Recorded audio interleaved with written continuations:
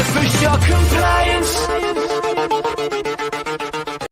Hey, everybody. Welcome to the Sharpe Show at 7 p.m. on the East Coast. And I'm so happy to have you here today. And I'm going to be talking about the campaign today, even though it's a Sharpe Show. And usually you don't see me talking directly about the campaign on the Sharpe Show, but the campaign is over. So I can kind of do that now any way I want to at this moment. So there were many reasons why I wanted to have this chat. I know some of you probably have questions or comments or things, and I will have several videos and comments in the future on other things. Of course I will. I will have many of them. But if you think it's going to be interesting, and I know you do think it is interesting, then do me a favor, as I ask you every single time, the like, comment, share thing. It does matter. Please do that if you would. I would appreciate that tremendously if we could. But I didn't know whether I should start this with apologies or acknowledgments.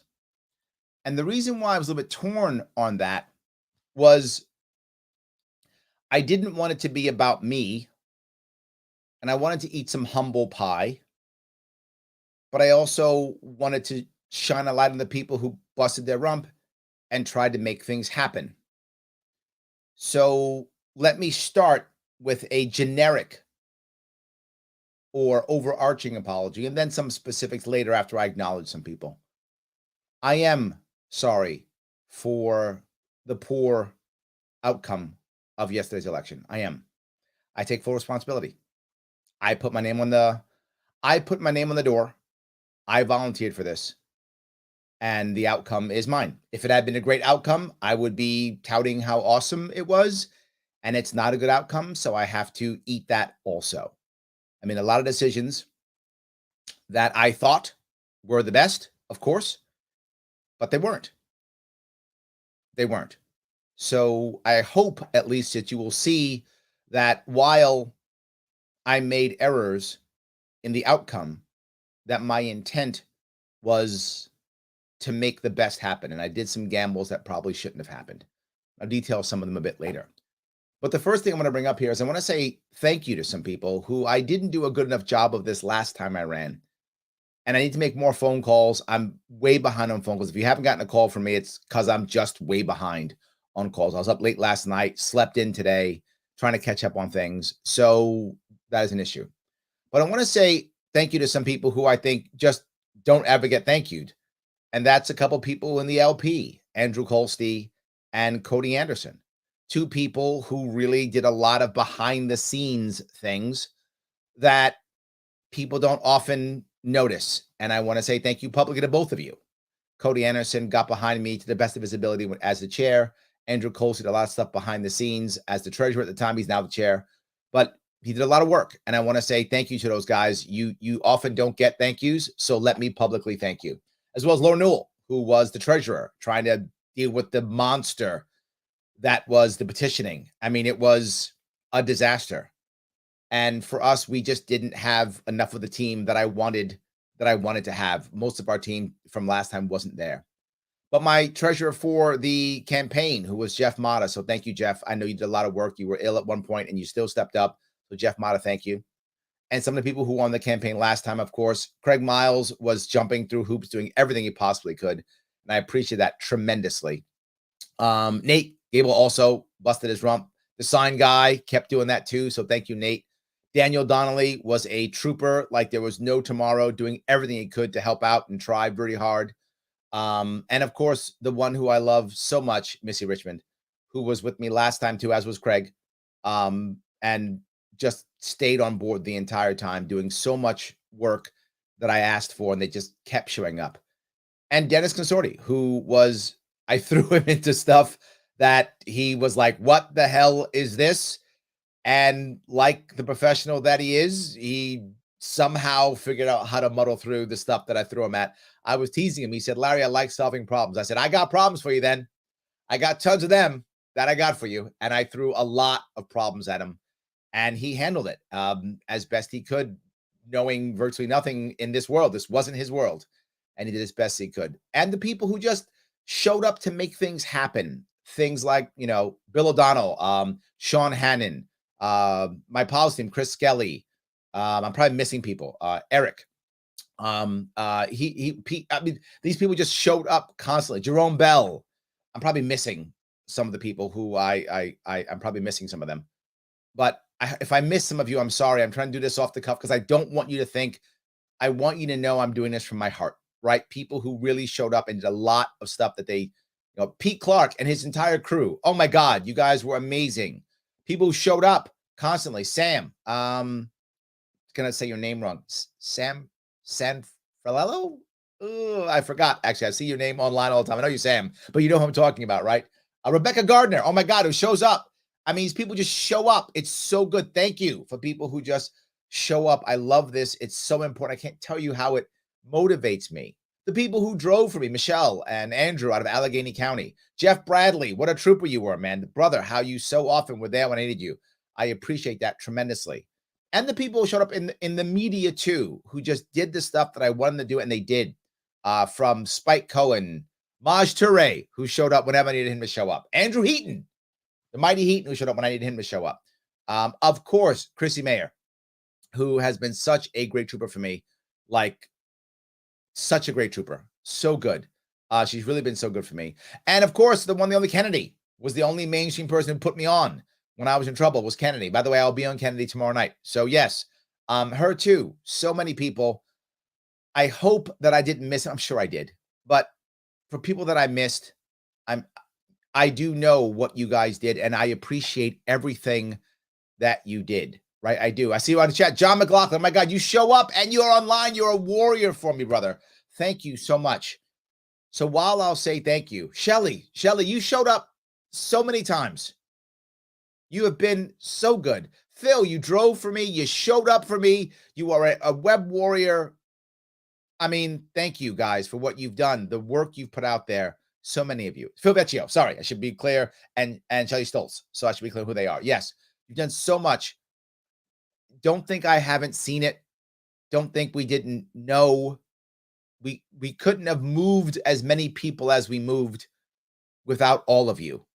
I wish this team could get more accolades. I wish I had more to show for all the work that we did, but I don't. So while I will say thank you to all those people, I will also say that I'm sorry. And I have a special sorry for someone too. Many sorries, but a special one is Will Schmidt. Will Schmidt, I wish we had worked together last time when I had a better, harder core campaign, but I didn't. This campaign was broken, and I couldn't use you to the best of your ability, and I wish I could have, and I didn't. I have a special sorry for you. Will Schmidt is a great man. I love him. He's one of the reasons why I joined the party. And he was my controller candidate. And I won him as controller candidate last time too, but he wasn't ready for it then. He was ready for it now. Sadly, Will, I was ready for you I was last time and you were ready for me this time. We just didn't match. So I am sorry that didn't come together as I wish it had come together, but it just didn't. So I have a special sorry there. Also, I think I want to bring up some of the errors that I made and why I made them. Most of the time, the errors that I made was because I had too much trust in the system and the people in the system. And wow, was that disappointing. The errors that I made in 2018, I made none of them this time, right? I mean, the one advantage I will say is I did not make any of the same mistakes that I made in 2018. So I guess that's a good thing, right? I didn't make any of those. I made a whole series of new mistakes. And every time that I made an error when I was thinking too much about the people in the system. I thought there's no way they would go that far, right? I didn't think they would. And I was wrong. Many of you were angry at me when I was trying to create a coalition. You didn't like it. I know many of you were. And you attacked me heavily. Some of you were really mean to me. It's fine. You did what you thought was right. But some of you were mean to me. You attacked me heavily. In the long run, maybe you were right. Maybe I shouldn't have tried that. But I thought it made the most sense because I wanted to gamble for real impact. I believed in my heart this was an existential threat. If we lost this thing completely, we'd be in real trouble. And to be forward, I think we are in real trouble. I do. I think we're in real trouble. And that's why I rolled the dice. I rolled the dice on putting together a coalition of conservatives, Republicans, libertarians, forward party people, unite people, which are basically kind of right-leaning Democrats, and never Trumper Republicans. I tried to put them all together. I thought that was the best chance of victory. And to be forward, I think that was the best chance of victory. I still do. Like, I still think that plan was the right plan. The problem is the people involved didn't want to win. And I don't mean that in a way that says, oh, Larry, I'm mad at that. No, it's my mistake. They didn't want to win. They wanted to grift. And I thought naively that if I gave them a plan that could get you a win, it would be worth it. That is what I believed. And I was wrong. I thought I could do that, but I was wrong. The reality of it is they didn't care. They just wanted to grift. And it's obvious. I told all of you what would happen with the Republican. I told you he'd initially have a lot of money. Then initially he'd run out of money. And when he ran out of money, he'd be in trouble. And then he'd wind up losing by 5 or 10 points. And he lost by 6 points, 7 points, whatever. Exactly what I said was going to happen. Because of course it was. But I tried to make that happen. And when it didn't happen, I thought of maybe quitting. I did. And I thought of quitting because the team that I wanted, I couldn't get. The people who were so critical and had learned everything from 2018, I couldn't get them. They weren't available anymore. They weren't there anymore. And some of you were mad that I even thought about it. And I got a lot of hell from you guys about that, right? I wanted to bring Jim Rosenbeck back. Jim Rosenbeck, for those of you, some of you mad at Jim Rosenbeck. I don't care if you're mad at him again. The guy was amazing in getting me ballot access in 2018. Amazing. I wanted him. Couldn't get him. He's in Florida. Wouldn't come back. Couldn't get Jim Rosenbeck. I wanted him. I thought I was going to get him. And I couldn't. I wanted Carrie Bittner, who was awesome. Carrie Bittner was my campaign manager in 2018 at the end. When I finally had a really good campaign manager who was working really hard, she was the one. Wasn't right for her. She couldn't do it. She couldn't do it. I couldn't have her. So a lot of people that I wanted, Zach McClanahan, he was in Missouri. I couldn't have him. He was big part of my team. Couldn't have him. I thought, okay, even though I couldn't have all these guys, I thought, you know what? If I don't do this, who else is going to do it? I could do it, right? Dennis Consorti's smart. He's savvy. He'll do it. I'll bring as many of the team possible back. I didn't have most of my policy team. Russ Clark didn't come back. Mike didn't come back. Trish didn't come back. I didn't have them either. None of them came back from 2018. And somehow I had to put together a new policy. But you guys still did great. I mean, you still did great. It was still great. But the problem is now we all had to learn everything all over again. So we had to learn everything all over again when it was the absolute hardest thing we could ever do was this year. Like, this was the hardest we could ever do this year, and I had to go at it with a new team, and it was hard. Did I think about quitting? Of course I did. Of course I did. But I thought, no, they'll understand. Like, the powers that be, they care about winning, not grifting. That was wrong, but that's what I thought. They care about winning, and this is the pathway to victory, and they'll get it, right? They'll get it. Man, was I wrong on that. They didn't care at all. And then eventually when that happened, I thought, it's okay. Because here's why I know it's okay. This is what I believed. There is no way that the courts and the judges would see this as fair. No way they'll see this fair. Eventually, we have to win. Because it's so obviously not fair. It's so obvious that anyone would say it's so obvious. Of course, they can't go that far. Why was I wrong? Okay. If I thought that, then why, Larry, did you bother going through all the petitioning? Because I believed in my heart that how judges work often is they go, well, yeah, you're right. But did you do the petitioning? Did you go through the rules? If you didn't, you have no proof. You're not in the ballot. So I thought I have to go through all the petitioning, even if I fail, so that if we win in the courts, they'll put me on the ballot. Why was that so important to me? Because here's what I believed, and I know it is true. It didn't work, but it's true. If I had been on the ballot, just on the ballot, even if I had no money, I was guaranteed at least 250,000 votes. Guaranteed. Why? That's how many people vote anti-other guys every single election at minimum. How do I know that to be true? 2018, we had about 6.5 million, almost 7 million voters in 2018. 2022, More people are registered to vote. There were about 11 million registered to vote in 2018. There's 13 million registered to vote in 2022. We had 500,000 less voters. 2 million more registered, 500,000 less voted. Why? Because they didn't give a damn, because there was no independent reason to show up. That's the reason why they stayed home. In this election, they stayed home. 500,000 more stayed home when 2 million more registered. I told the courts, I said, if you take away third parties, you will have less New Yorkers engaged in politics. That will happen. And I gave them the number of 500,000 because that's what always happens. And judges said, I don't care. I didn't believe they would do it. I was wrong. I thought there's no way they would do that. I was wrong. They didn't do it.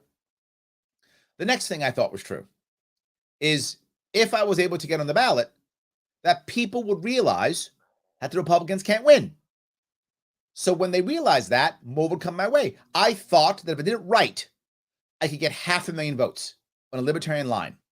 I thought that was true, that no matter what, if I just did anything decently, I get 500,000 votes on the libertarian line, which would set us up for the next 10 years.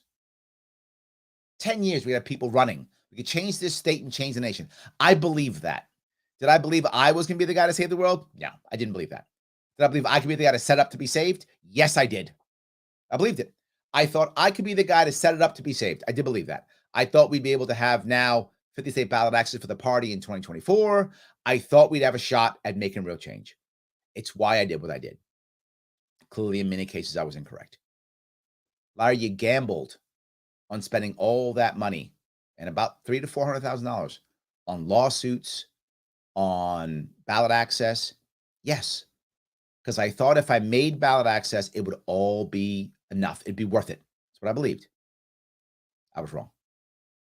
No, I'm sorry. I was right in what I thought. I was wrong in the gamble. The gamble was incorrect. It didn't work. So I did try my best to make that happen. That's why I did what I did. I take responsibility for those. I made those decisions. Nobody else did. Everyone else gave me their opinion, but the decision to not quit was mine. And if that makes some of you unhappy, I am sorry. I wasn't trying to hurt any of you. That wasn't my goal. My goal was a push and a gamble so that I could make things happen. That's what I meant. That's what I wanted to do. My decision. Some people said, Larry, drop out right away as soon as it was bad, right? Because once we realized that the petitioning was going to be a disaster, some people were like, Larry, just quit. And I thought about it. And I thought I could stop and just do a write-in now and fight for a write-in now. I could do that. But then I thought if we win the judge decision, if we win, they're going to say, no, you quit. You can't be on the ballot. And others would be on the ballot and not me. And I'd be a write-in and the others wouldn't be. And I thought that's the end of us. That was my logic, because they had gone through the process. They would be on. I wouldn't be. We've lost. So I said, I got to go through the process. No matter how painful it is, I've got to go through it. So we did. Once we lost the first one, we go back to court again. And some of you saw, I went to court. I would show up to court, and the judges wouldn't even let me speak. Some of you showed up and saw it, wouldn't let me speak.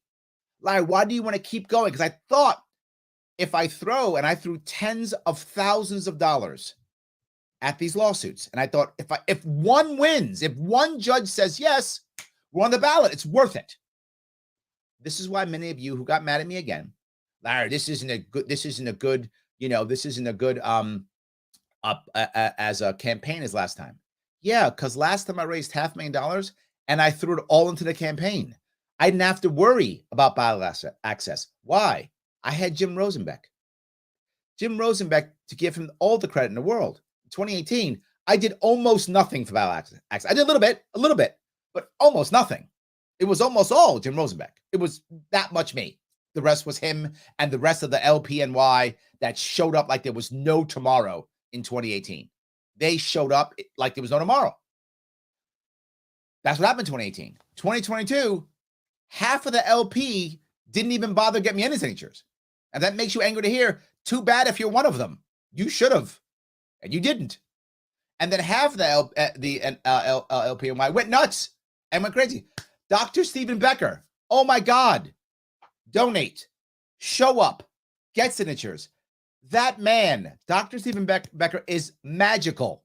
Magical, right? If I had him on the LPNY, everybody, done. But I had like a bunch of him, and a bunch of people said, whatevs, and didn't even bother showing up.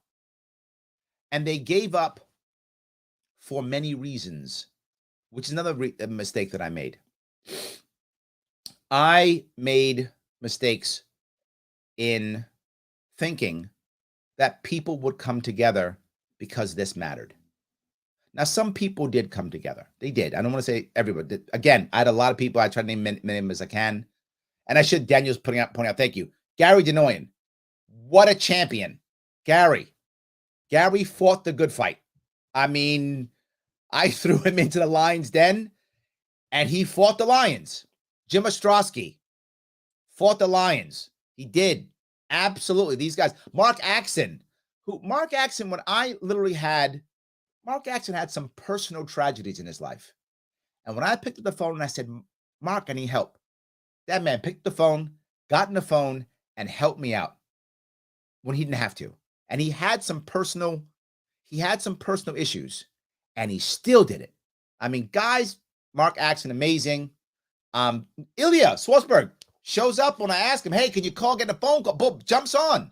Jim Ostrowski is always amazing. Gary Denoyan, I mean, what a champion. I threw him into the lines then, and he was like, all right, we doing this? We're doing it. And to be forward, Gary knew that we could lose and that we actually could be embarrassed. And to give that man credit, he didn't stop. He was like, yep, Larry, we might get our ass kicked. I know. We might get embarrassed. I know. And Gary was like, I guess we're doing this then. And he did. So really, that was amazing. But I thought that others would say, you know what? I'm mad at Larry for this, or I'm mad at the other guy for that. I mean, there's a lot of internal fighting in the LP. Some of you don't need to know. Some of you know what's going on. Some of you don't.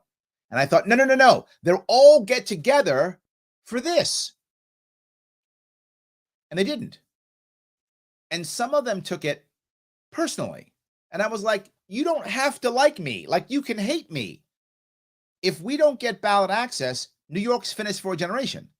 But not just that, so's the National Party, because it can't get ballot access. It'll cost them $500,000 to get ballot access. Surely that's more important than your anger at me, or anger at each other, or internal fighting, or local squabbling. No. People walked away anyway. Shame on me. I thought this would work. And I thought it would work because it's what I had done in the past. I've had many political enemies in the LP. And when they asked me for help, I came and I helped, because the movement was more important to me. So what I did is I projected myself upon them, and I should not have done that. That's what I did. I said, oh, I would. And I tell people about that. We project ourselves on others. I did it myself, and I shouldn't have. So I am sorry for those decisions that I made, but I hope you understand why I gambled the way I gambled. And at the end, once we knew we were in trouble and that we had that last one, I got back on the phone again, and I tried to raise money. And the biggest heartbreaking thing I found is so many people who claim to be libertarian, once I wasn't legitimate in the state's eyes, they abandoned me. Boy, did that hurt. And people were like, Larry, this is all about your ego. Now, I get why the Republicans said that. I do. I get that. They absolutely, right? They absolutely would say that. That's the thing they say. But there were libertarians who said, Larry, this is about your ego. I'm like, do you know me? Like, do you know me? Why would you say that? I literally am embarrassed daily online, attacked online. I had to have the cops at my house more than once. Yes. Threatens. Like, yes. That's for my ego. But people said that. Again, I get why Republicans would say that. That's the talking points they gave. But there were people who knew me who said that. Wow, that was hurtful. And got mad and made an excuse to not help out, not do anything. So that constantly. But I thought, no, you'll get it. You won't think it's Larry's ego, because I didn't make the rule that it's only the governor candidate. I didn't do that, right? The state made that rule. I didn't make it. So it has to be about me because I'm the guy running for governor. But so many of you realize When I'm not running, what do? Literally, I support others. That's all I do when I'm not running. That's all I do. You've seen me raise money, help people, give advice constantly. Now was my time to run. And I thought they'll put it all away and they'll help me here. Not because they love me. I hope they do, but because it's a bigger picture. Without New York, we're screwed. Man, was I wrong. And I apologize for that too. Where I've been wrong is when I've thought that people wouldn't act out. And it's a lesson that I've learned, and I apologize for that. I wish I had done better in that regard, and I hadn't. So I wanted to let you know I wanted to give a lot of people shout outs, people who have done so much for me, who've shown up when others wouldn't, who showed up when I needed them. I appreciate you who've done that. And I know I say all the time that showing up matters. And some of you might think that's kind of like a joke or a thing I say. No, because it energizes me too when I see you show up. Because then I go, okay, it's worth it. For those of you who don't know, I don't work when I do this. So I just take a year off. My family's not happy about this, as you can imagine, as you would assume. But I do it because I thought it mattered. So why would I be so transparent in my thought process? Why would I tell you all these things? Because as always, I want you to know where my head is and who I am and how I think. Otherwise, why? I'm asking you to support me, right? I'm asking you to believe in me. That's what I'm asking you to do. I can't do that if you don't trust me. So I am transparent when I do well and when I screw up. Sadly, I've been screwing up often, but I'm still transparent so that you know who I am and what I'm thinking. As I say all the time, I can have you mad at me. I can have you think I'm wrong. I can't have you not trust me. That is unacceptable. You've got to trust me. Otherwise, what are we doing here? Right? What are we doing if you can't trust me? So that's why I do all these things. And I hope at least that part was clear. Why did I push for the write-in at the end when people said, Larry, just quit? And I could have quit. And a lot of people actually asked me to quit. They said, Larry, don't do this. Just stop. You're going to get your ass kicked. It's going to be bad. And I said, I know. I know. I knew the odds of us getting 130,000, 2% were slim. I was aware of that. I knew that was going to happen. That would be tough to get. But I thought 2 or 3 things. One of them, what kind of example am I setting if I quit? The vast majority of libertarians aren't going to win. That's true. Do they just stop when it's obvious they're not going to win? That's been our way for literally decades. Oh, I'm not going to get what I want. Let me quit. Let me walk away. We just saw that guy in Arizona do that. Oh, I'm not going to win. Quit, walk away. How good was that? That was a terrible idea. So I'm not doing that. There were too many people who were running who also were going to lose. And I had to be in solidarity with them and with all of you. Because that was the second thing. While there were some people who told me to quit, there were a lot of you who said, no, Larry, I believe in you. And a lot of you gave me your time, your money, your energy, your support. How am I going to quit on you? I can't do that. So I didn't.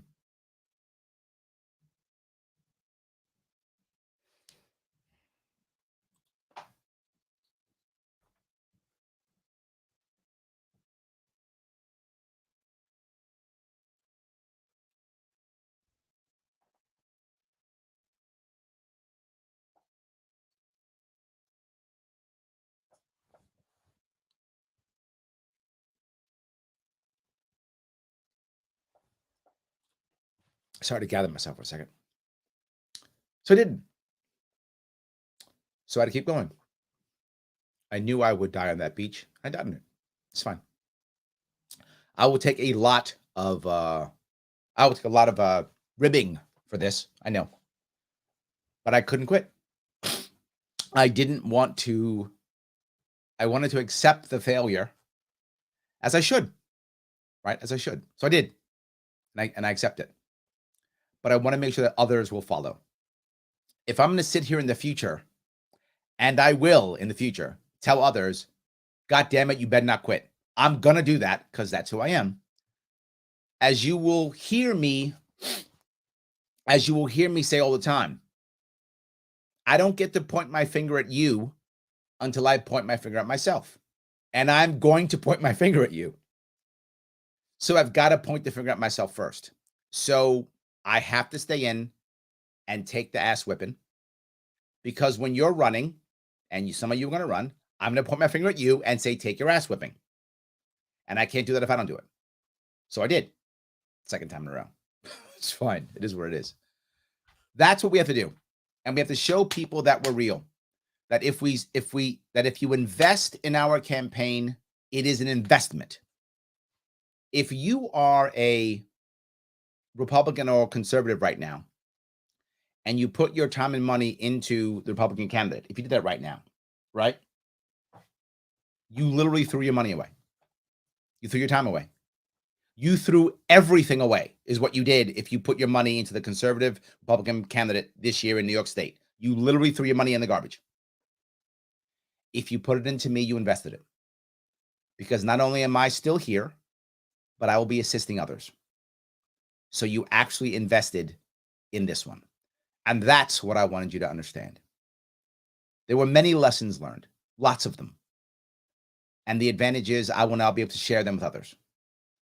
People who want to run again, people who want to do this again, I will be able to share this with others. And now they'll learn. And if you ask me, I'll help. I always do. Even people get mad at me when they ask me. I still help them. It doesn't matter. I'm going to. So we'll keep going. LarrySharpe.com and the policy that we put together is still literally a policy library for libertarians. You can still go there and take all the policies you want. You can still do that, right? You can still do it. So it still exists for people to go there and check out and use.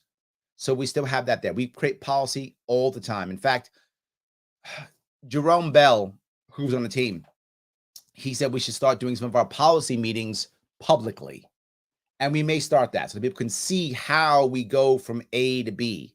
I think Chris Skelly is actually is watching now, and he's actually part of the policy team. He's running, by the way, if you guys don't know, Chris Skelly is actually running for city council here in New York City. So please get behind him if you can. So with that in mind, he was thinking maybe we should start showing people how we do policy, because no one else is a policy team but us. So maybe we'll do that. I mean, that's possible too. So the lessons we learned, we will pass on. The time, money, and energy that you put into this campaign will not have gone to waste. It will be another investment. The one thing that I'm very proud of, and I couldn't do without all you guys, is we crossed the state again. We did. We crossed it again. The 5th time in a row. We've done 5 full Sharpes. We crossed the state, all 62 counties, 2018, 2019, 2020, 2021, 2022, all of them, right? We did all of them. So we're not going to stop. I'm trying to show you with my example, not force, as a libertarian, this is the right way of doing it. How could I have known that Lee Zeldin was going to lose by 5 to 10 points? Because I have magic powers? No. Do I do polling? Yes, but not that much this year. We couldn't afford it. But more because I crossed the state. Literally, I don't go fundraiser to fundraiser to fundraiser like the Republican Democrats do. I go vape shop to diner to restaurant, to gun shop. And I meet people. And I know when they're telling me their problems and no one is giving them answers, they're not motivated to vote because there's no answer for their problem. And that's one of our biggest issues. So there are some other lessons. I'm going to cover some of the pieces that I think were disappointing for me. One of them is how many people immediately rushed back to the left-right paradigm when I was the only one who supported them. I'll give you some examples. Gun owners. I was the only one who supports them, and they ran back to the Republican Party. Sad. Fathers who are battered in family law didn't vote for me. Didn't show up, didn't vote for me. Didn't. Only one who brought about their issues. Corrections officers. Only one who brought their issues. Didn't vote for me. That is frustrating. It's frustrating that I'm the only one who has an answer. I'm the one telling them that I care about them. I'm telling their stories publicly, And they would still walk away in the end and go, nah, but there's a chance he might win. And they bought the chance he might win lie that's been told to them for literally 22 years now. And they keep buying it. Man, is that frustrating. Man, is that frustrating. But it happened again and again. I'm not sure how I get around that yet. That's a lesson I've got to somehow figure out how to get around that. But man, it's not working. I guess if I look at what the future is, and I'm unsure what the future is before you right now. I mean, yesterday was the election. I'm unsure what the future is. I've got to figure that out soon, obviously. But here's what I know. We're not going to stop. That I know. We're not going to stop. I'm not sure what the next steps are.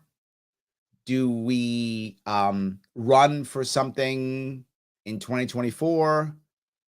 Do we try to get ballot access in 2024 with a specialized straight run?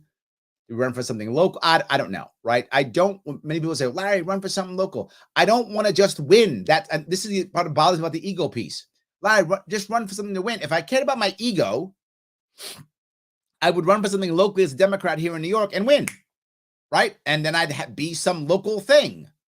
Would I have impact? No, I'd be another guy not making impact. If it was an ego thing, I don't need that. I have my own company and a show with my name on it. I got the ego thing down. I have a job. I'm good. That's not the point. The point is, could I do it to where it'd make impact? If I can make impact, I would consider it. So maybe it's that. Maybe it's not, right? I mean, my family wants to pack up and move, as many of you do, I'm sure. This election makes a lot of people scared and worried and makes them want to pack up and leave. I get it. So part of me wants to do that too. So I don't know. I got to rethink some of these things and figure out what is the next step here. I still believe something though, which is if we can change New York, we change the country. There's no hyperbole in that statement. That's real. The question is, damn, can we change New York? That's the issue, right? That is the issue. I don't know. So I wanted to bring up a lot of that with you. The future is, I'm not sure what the plans are yet. I think we'll figure this out to the best of our ability. We'll work on this and we'll see if we can make something happen. Sadly, most of you know, the Republican Party is broken in the state. I've been telling you this for years and they don't listen. Republicans in the state don't listen. And they knew what was going on and they still did it anyway. So I don't know. We got to figure this out. You guys have made a lot of comments. Let me grab some of your comments. I appreciate all you guys give me so much time. I do want to answer your questions too. I know I went long. I usually don't wait so long to do comments, but I wanted to get all that stuff out so that I would get it out there and we could have a conversation if we need to. So yes, Ryle says, good evening, Larry. I want you to know that I'm not giving up as long as you don't. Thank you, brother. Thank you so much. I'm trying my best. Absolutely. Yes. Katrina, Larry Sharpe, thank you for all you did to give New York hope. Well, yeah, I mean, I really am. I'm trying to inspire not just me, but others. I hope so. The Scientific Libertarian says, do we have a vote count yet? We're not sure, but we know there are over 10,000 write-ins. Obviously, the vast majority are mine. And a big chunk, we don't know what chunk, are of the blanks are also mine, because if you don't do it right, they have to do a hand count, and if they will. And we'll see if we can get a FOIA request, see if we can make that happen. My guess is about half of the write-ins are probably, half of the blanks probably mine, and most of the write-ins are mine. With that guess, we're definitely over 10,000, but my thought process is probably about 25,000 is a guess, maybe 30. That is my guess. I wish I had a stronger number. I don't. So I think it's safe to say we're between 15 and 40. And I think 25 is a solid number to guess. We got 25,000. And it makes sense. That number makes sense because there are about 30,000 before we got booted off the list. There were about 30,000 registered libertarians in New York State. So getting 25,000 votes from those libertarians makes sense. So my guess would be about 25,000, which for a write-in is a lot. That's a lot for a write-in. And that's a nice, good thing. It's a lot. But the impact is minimal, which is what's sad. I wish it was more. So I hope that answers your question. So yes. All right. Let's say here. Gregor says, how could they elect that evil Kathy? As I try to tell everybody, because this state's 3-1 Democrat to Republican. That's the reason. And even if you were to get some Democrats to vote Republican, they're just pissed off Democrats. They're not Republicans. So you're not really changing the state. You're just getting some pissed off Democrats to vote for you now. So that's why. Yes. Light 473 says, Larry, I'm sorry you lost. I really, really, really hope you win again. New York needs you. Thank you. Look, I'm not saying I am or I'm not. I don't know. It's right after the election. I got to rethink a lot of things. Is it possible? It is. Is it possible I won't? It is. We'll see what happens. I'm really unsure. I got to figure out what's happening here. So thank you for that. I appreciate that. The witch one. I'm not shocked, but I thought you'd have done better. I'm sorry. Me too. I was hoping we didn't do better. I knew it would be hard to get 130,000 or 2%. I knew it would be difficult, but I thought it was possible. Sadly, not enough. Not enough. And the thing is, I saw it. I saw so many people who had supported me before mad at me, like angry. The amount of vitriol I got was insane. Angry at me. Larry, why don't you drop out and back Zeldin? I said, because Zeldin can't win. It's freaking impossible. That's why. No, it's just a year. No, it's not. It's a lie. They told you for the past 20 years and you've fallen for it again. It's not. What's going to happen once she wins? Are we going to have a party to fight her or not? And they were like, nah. And they were completely, utterly wrong. And if you are listening or watching right now, and you were one of those Republicans or conservatives who bought the lie and didn't support me this year, but supported me last time, I wonder, are you actually sorry or no? Or have you made up an excuse? Well, at least he had a chance or some excuse or whatever. I hope that if you are Republican or conservative watching this and you supported Zeldin and not me, I hope you can look in the mirror and realize the error that you made. I don't know if you can. You might just not want to, but I hope so. So yes. Jay says, I still have hope for you and your ideas and pray for you. Thank you. And look, the ideas are still good. They're still good, right? They still are good and we should still use them and follow them and please do so. But here's my more important point. If the Republican Party cared, why didn't they grab my entire platform? They could have. There was no rule against them grabbing my platform and saying, that's my platform. They could have done it. They picked nothing. Why? Because they had no policy. Why? And here's the part. If you are Republican or conservative, you really have to get in your head. They knew they couldn't win. I want you to think for a moment, if you are that Republican or conservative who supported them this time, do you really think I'm the only guy who figured that out? Right? Nobody else figured that out, only me. Right? I mean, that does land, right? I'm not the only guy who could figure that out and called it 9 months ago and told you exactly what would happen. And what happened. The other day, I was on, last night I was on a show. They were talking about why didn't Zeldin slowly move up? The reason is he ran out of money. I'm on the record saying, I said at the end of the campaign, he's going to run out of money. People said, why? He's going to raise tons of money. He's going to raise $30 million. That's what he said. And I said, no, he's not. I know how fundraising works. I've run this before. Once people think you can't win, the fundraising goes away. And when it was obvious he was going to lose, and when it was obvious he had no policy, he was just yelling, cops for everything. That was his entire policy. When it was obvious, the big fundraisers walked away from him. He had no money. So he had to go to get money from Trump.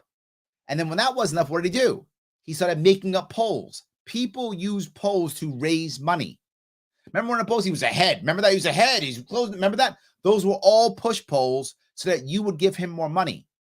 If you're a Republican or conservative and you fell for that push poll, understand, they knew they were lying. Let me say it again. They knew they were lying, and they took your money knowing they were going to lose. Well, Larry, you did. No, I didn't. I told you give me money so I can get ballot access. I knew I couldn't win at one point. Earlier on, I had a plan to win. I told you that. And I was saying what my plan was to win. And I asked for money so I could win. I had a plan to win. Once I couldn't win, I stopped saying I was going to win. I said, give me the money so I can get ballot access. Sadly, most people didn't want to give me money for that. And my money dried up too. We didn't have enough money to push on for that final lawsuit. And by the way, to give Gary props, Gary Denoyan was up for it. He was ready to go do it. He would have done it. We didn't have the cash. We just couldn't do it. So anyway, if you are Republican and conservative, know that they knew they couldn't win. They put bogus push polls out to sucker you into giving them money, lied to you about it, took your money. And now Nick Langworthy, who was maybe still is the leader of the Republican Party, is now a congressman. Prepared to grift. So he got a congressional seat. He didn't tell you that when he was running for, did he tell you he was going to run for Congress, become a congressman, when he was telling you he was going to be the leader of the Republican Party? Oh, he didn't say that, did he? He didn't tell you that, did he? Then he jumped in. But Larry, you had to. There was somebody else. No. There was Carl Palladino, who he stabbed in the back so that he could take that seat. Somebody was there. Nope. Lee Zeldin, a month from now, will either be a lobbyist somewhere or he'll be in a high-powered law firm. He had $12 million of your dollars to give out to his friends to make that happen. That's how that works. So thank you for that. I do appreciate that. But yep, that's kind of how it works. So yes. Jimmy says, would you consider running for a more local position in which the chances of election will be much greater? As I mentioned, Jimmy, if it doesn't make impact, for what? So I can say I won something? That's for ego, right? That's for ego. I don't want to do that.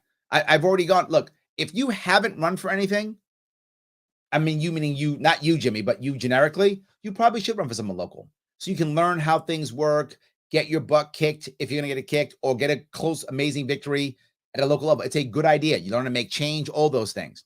But I've already stepped up to the governor. I jumped right into the top of the game. I learned my lesson at the top of the game, harder and more, and obviously more open. Everyone watched me fall on my face. But yes, why would I do that? It doesn't make any sense to me, but I appreciate it. That's not true. If I thought like I could say, if I honestly believed that maybe I could beat AOC, if I thought that was possible, it isn't in my district. But if I thought that I might, if I thought I could actually beat her, I don't think I could. If I thought I could beat, maybe. Unless there's another option too, though, which I guess I should be thinking about, Jimmy. It wouldn't be to run. It would be to raise awareness for the next run, maybe. Maybe. I would consider it, I guess. Depends on the issue. I would consider it. You're making me rethink now. See, Jimmy, it's your fault. Making me rethink stuff. Pete, the awesome dude that you are. Thank you, Pete. I appreciate that. Thank you. Larry, I want to thank you for busting your ass. New York doesn't deserve you. Let's vote with our feet and get the pluck out of here. I feel that all the time. I'm telling you, Tennessee's calling me, but we'll see. Dr. Becker, thank you. No one worked harder than you. Thank you. Thank you. Thank you too, my friend. You showed up. You physically showed up. You set up things. You're online working. You donated. I couldn't have done it without you. And you got signatures. Nothing but props to you. Nothing but props. Sam, no reason to apologize against a rigged system. I think the only people who need to apologize are the ones who threw us off the ballot and still didn't win. And they lost Alliance Less Closer. Yes, Sam. And by the way, Sam, thank you too, brother. You show up, you donate, you are a trooper. Thank you. You are some of the, God, if I had more of you and Dr. Becker. Oh my God. Yes. Thank you for all you do. You have shown up. You have done the work. Thank you. You are amazing. So yes, this is a valid point. If you're part of the Conservative Party, Republican Party that threw me off the ballot, that literally went to court, that spent money to throw me off the ballot, realizing I was your only chance at actual victory. Just imagine for a second. I'm going to give you so many different ideas. Knucklehead Zeldin lost by about, 6 points? Is that about right? I said between 5 and 10. I think he lost by 6 points. 6 points. I was literally polling at 6 points. Can you imagine if, I don't know, a month after the ballot access rules, he gets in the ballot, he realizes he can't raise any more money, and he goes, you know what? I can't raise any more money. People don't think I'm going to win. I'm going to drop out. We're going to back Larry Sharpe. I mean, obviously that's utter fantasy, right? Utter fantasy. Sake of argument, just so we can be in a fantasy world for a second. He goes, I can't raise any more money. It's a disaster. I don't want to go to Trump. I'm going to bail. I'm just going to bail. And he bails, and they back me. I would have won the election. I'm not making that up. Why? If he dropped out and I stepped in, two things happen. Number one, oh my God, the press is everywhere. Number two, every single attack that they put on Republicans goes away overnight. None of them work. None of them work. Every attack that the Democrats had against him does not work on me at all. And Democrats literally had no other playbook. None. They had one playbook. They had the Zeldin to Trumpster playbook. That was the playbook. That's what they had. Larry Sharpe steps in. Oh, yeah, no playbook. And imagine me and Kathy Hochul on the debate stage. That would have had to happen, wouldn't it? That would have happened. Imagine that would have happened. Literally, I win. Literally, I win. The amount of money that would have flown in. The money that he lost, they would have said, Larry Sharpson, what? Money would have flown into me. Millions would have been raised immediately. Immediately, millions raised. We would have won this thing. If at any point he dropped out and the Republicans got smart and said, we're backing Larry Sharpe. Done and done. At any point. But they didn't do that. They sued me off the ballot and made sure that they could grift. And he lost anyway, which they knew they was going to lose. And the sad part is, you're still going to have Republicans go, but. And it is literally Stockholm Syndrome. They just want to love their oppressors. It's literally Stockholm Syndrome. It is crazy. Yes. John says, it's not like you were given much choice. Cuomo shot you and the Republicans buried you, so to speak. It's accurate. The Democrats started this and the Republicans finished me off. It's true. And again, John, I'm going to take responsibility for this. I shouldn't have trusted them. And I did. I thought that if our goals were aligned, this is my business thinking. That is sometimes a problem, right? To be forward, having a business background isn't always good in politics. Because if your goals are aligned in business, you work together. Of course you do. And the goals are obvious, right? Growth of the business, right? These are obvious goals that you can get together. They're crystal clear. You see them. So you get together in business and it works. Makes sense. In politics, the goals are each one of us gripped as much as possible. Well, that's not my goal. And I thought our goals were aligned. They weren't. That was silly of me. I shouldn't have trusted them. And I did. And I trusted them, I think, if I can explain my folly. I trusted them because I wanted it to work and I knew it could work. And I wanted to believe we could actually fix New York. I wanted to believe it. So I did. Because if I was right and they actually did the right thing, we would have won this thing. Literally, we would have won this thing. So anyway, yes, you're right, though. All right, let's see here. Shelly says, I've spent my time online asking winning R's, D's, and C's why they stop third-party runs and why they aren't telling people how much they will be paid to run again and why hush it up. Well, let's hope they say something. So let's see. Maybe they'll say something. Let's see. All right, let's see if I can go here. DSG says, damn, man, I really thought you had the votes. I hope so. I didn't know if I did, but I hope so, right? I was hoping for it. We'll see. So Nate says, thank you, Larry and team. Disappointed in the outcome, but it's hard to fault you guys when you got kicked in the nuts at every turn. It's true. We did. We did kick the nuts. Absolutely. Yes. Yeah. Nate Gable guy got a shout out. 100%. Nate was there going nuts, doing what he had to do. 100%. So yes. Phil too. Phil was my driver. Phil was out there. Phil was helping out. Phil was putting signs out. Phil's online fighting the good fight in line. Yes. Thank you, Phil. It's not the critic who counts, not the man who points out how the strong man stumbles or where the doer of deeds could have done them better. The credit belongs to the man who's actually in the arena, whose face is marred by the dust and sweat and blood, who strives valiantly, who errs, who comes short again and again, because there's no effort without error or shortcoming. That's true. But has actually strived to do the deeds, who knows the great enthusiasms, the great devotions, who spends himself. Well, you know what I say? I tell my daughters this. I say, girls, do the hard things because most people won't. Do the hard things because most people won't. Yes. John says, don't give up. We got 2 years to be involved in our localized government to make our voices heard. That's true. That's true. Start small groups, keep our local politicians in check. No more sleeping on a job. No more coffee and gossip sessions during council meetings. Let's make the gold ripple out of the counties and cover the state. Let's go gold. Well, here's what I'll say. To be clear, New York State will go gold before it will go red. I've been saying that forever. New York State is not going to go red. It's not going to go red. That's a fantasy they've been lying and telling you forever. It's not going to happen. But it can go gold. I know Democrats do vote for me. That's true. Democrats support me. It does happen. So it does go, it can go gold. Eventually, people will figure this out, I hope, or we're just going to keep getting bluer and bluer and bluer. Yeah. Chris Kelly, there's the man himself right there, running for city council here in New York City. I'm proud of the policy work we put out there, Larry. Me too, brother. It's good stuff. It's good stuff, and people should watch it. And if you're running, you should be grabbing it to the best of your abilities. Just cut and paste. Grab that stuff. Take it. And I'll say it's yours. I don't care who you are. Joe Schmo, you want to run? You want to take my stuff? Say it's yours. And then call Chris and ask him to help you out understanding it. He can walk you through some stuff. So if you're running, call Chris so he can walk you through stuff. All good. 100%. Yes. So, all right. Katrina says, do you have growth in voting numbers from last election? No, because last time I was on the ballot.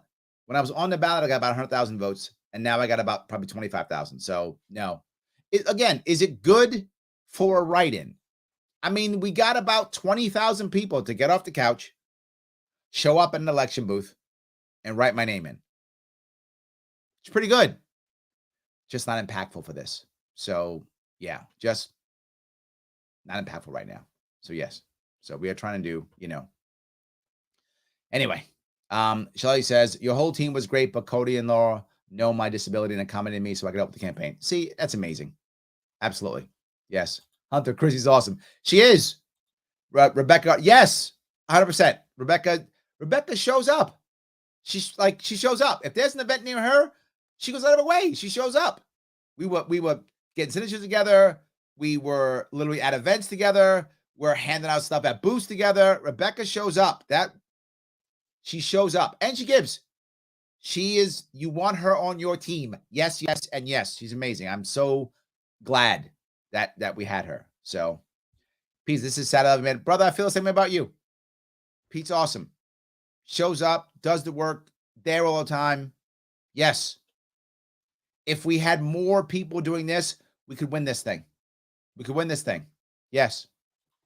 Cipriana also shows up. Cipriana, we're in her area. She's there. Yes. Thank you. Thank you for showing up so much. Yes, absolutely. Daniel, the man himself, who has jumped through magical hoops.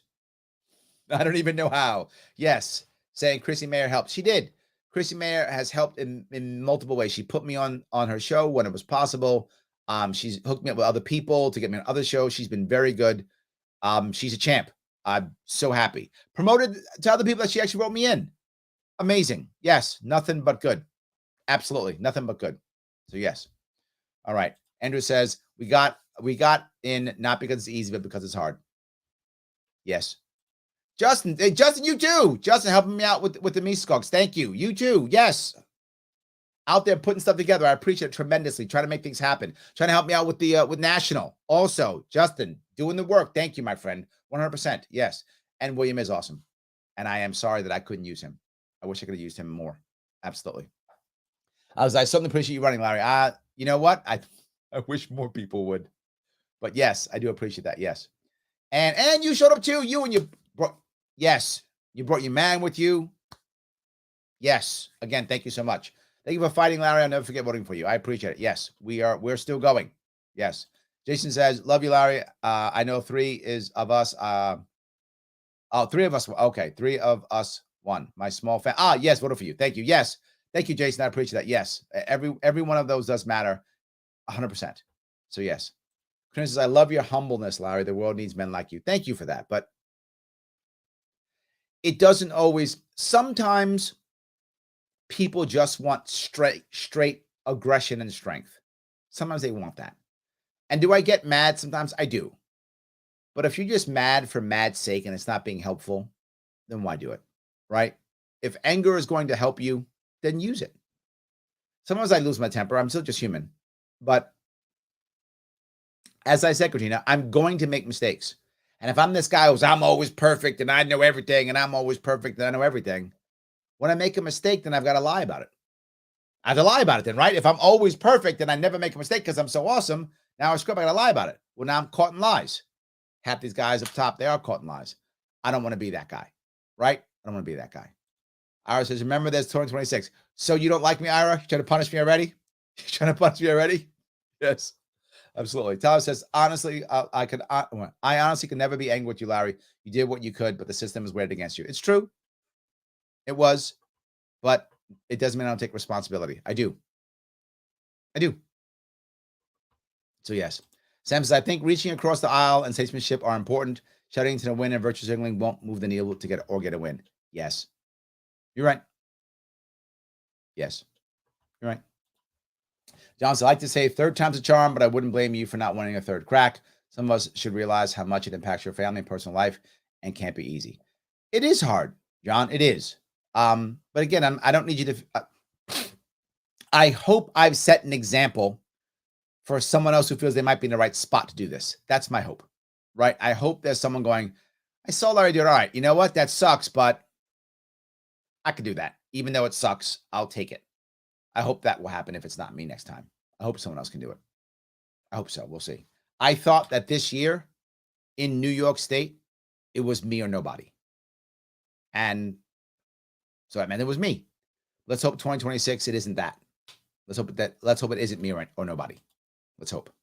Donnie, how are you, Donnie? Your errors should be learned from, but you never have to be sorry to us over it. You are an inspiration to so many people. Thank you. One of the beautiful things about our movement is the community we've created. Yes. When the dust settles, we will have stood up for what is right and we have each other. Very true. I think you're right. Very true. We do try. Yes.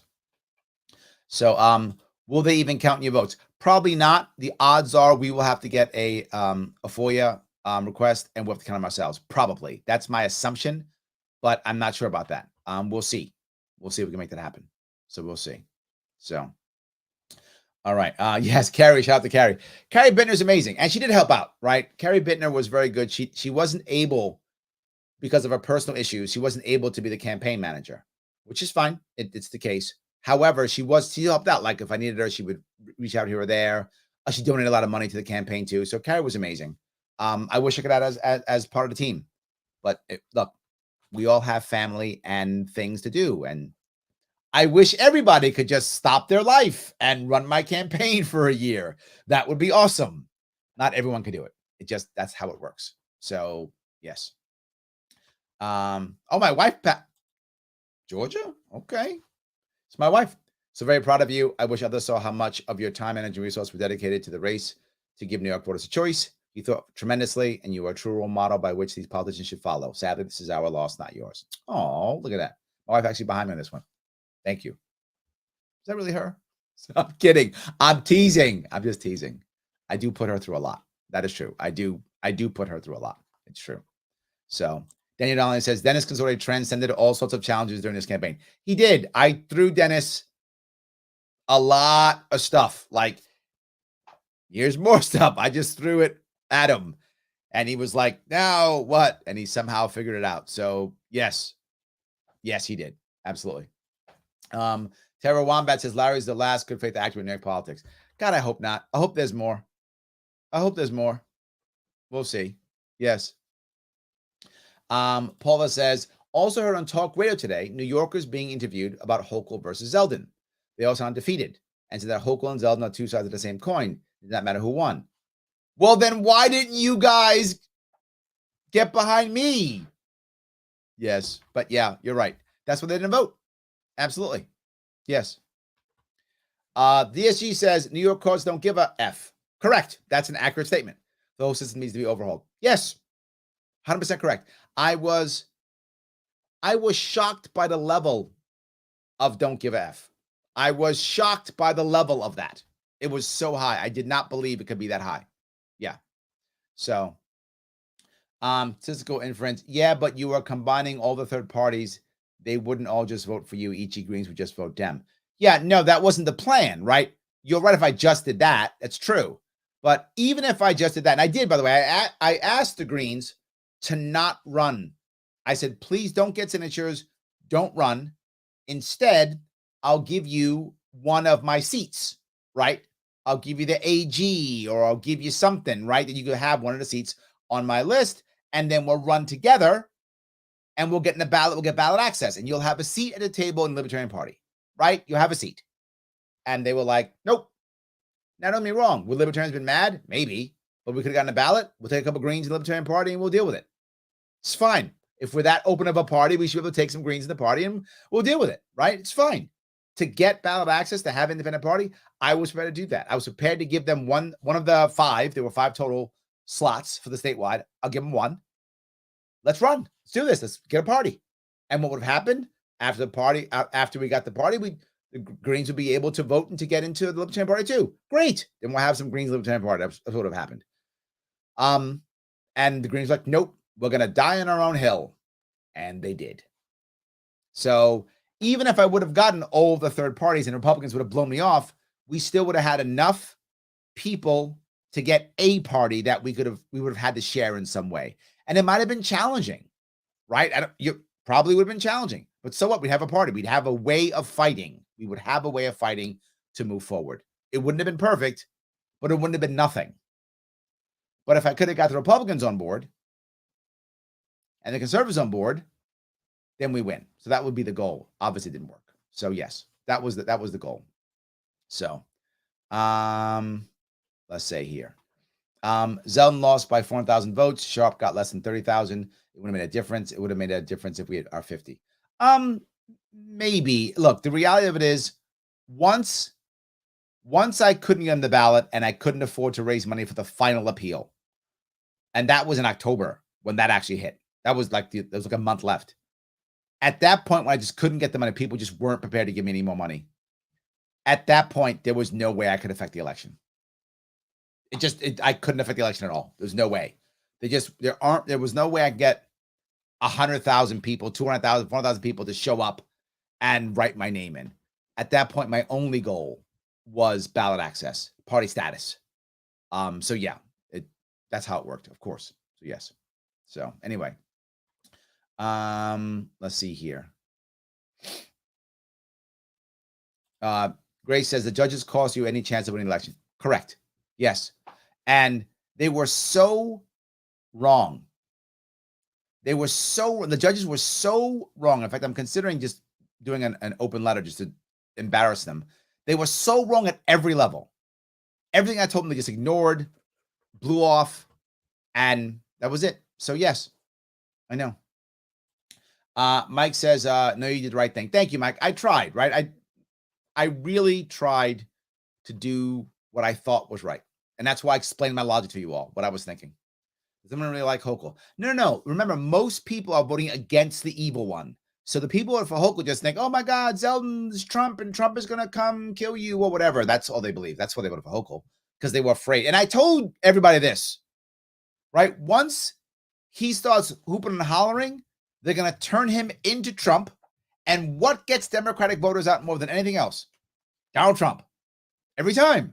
They turn him into Trump, Democrats show up. Democrats outgun you far more than Republicans. You get some pissed off Democrats that are Republican because they're pissed off Democrats. They're not Republicans. They're just pissed off Democrats. And they'll vote just one time for Republican, but the vast majority will just vote Democrat. So yes, there we go.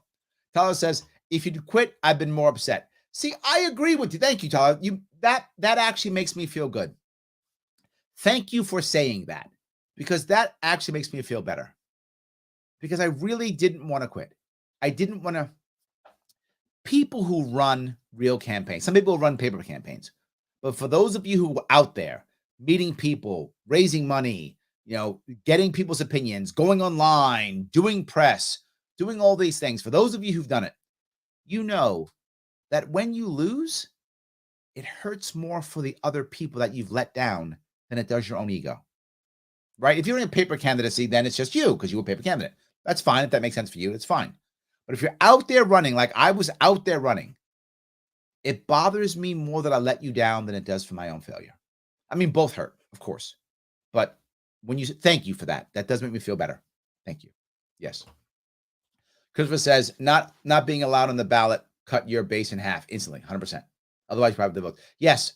If I was on the ballot, I would have got at least 250,000 votes, just out of people who didn't want the other two, at least, if not more.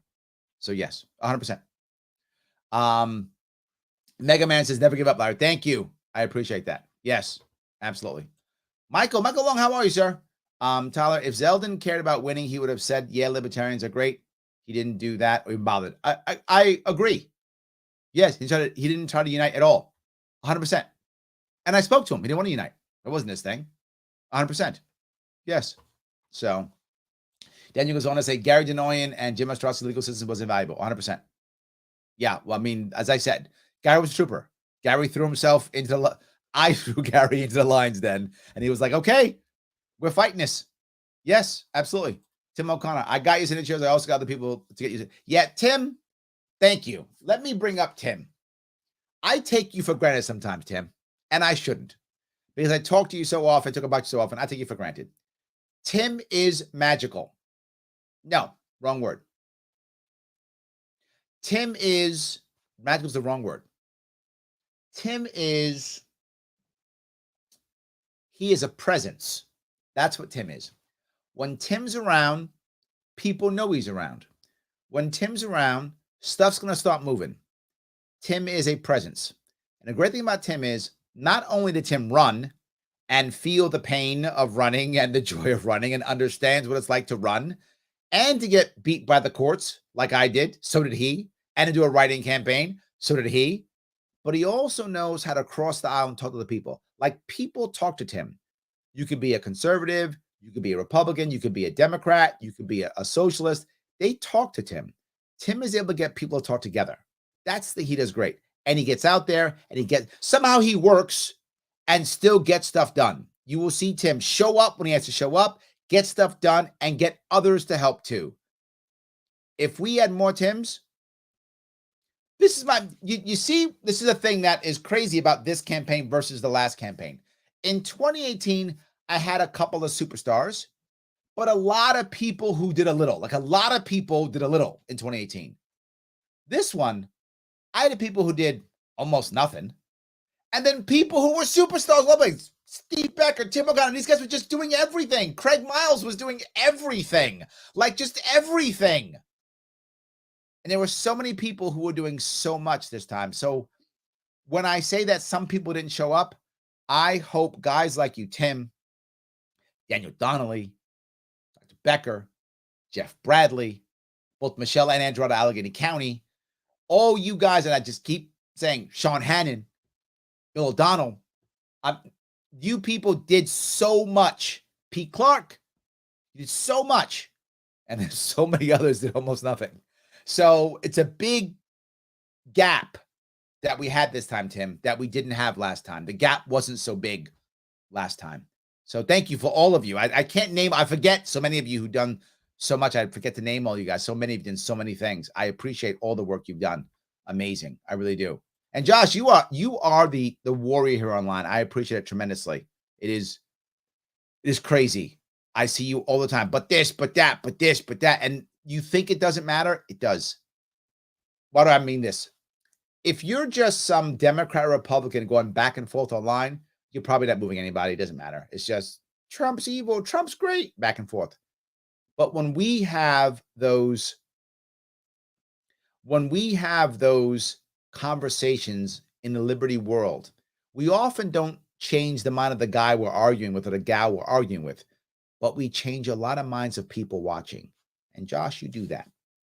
Thank you for that. You do that. Thank you. Yes.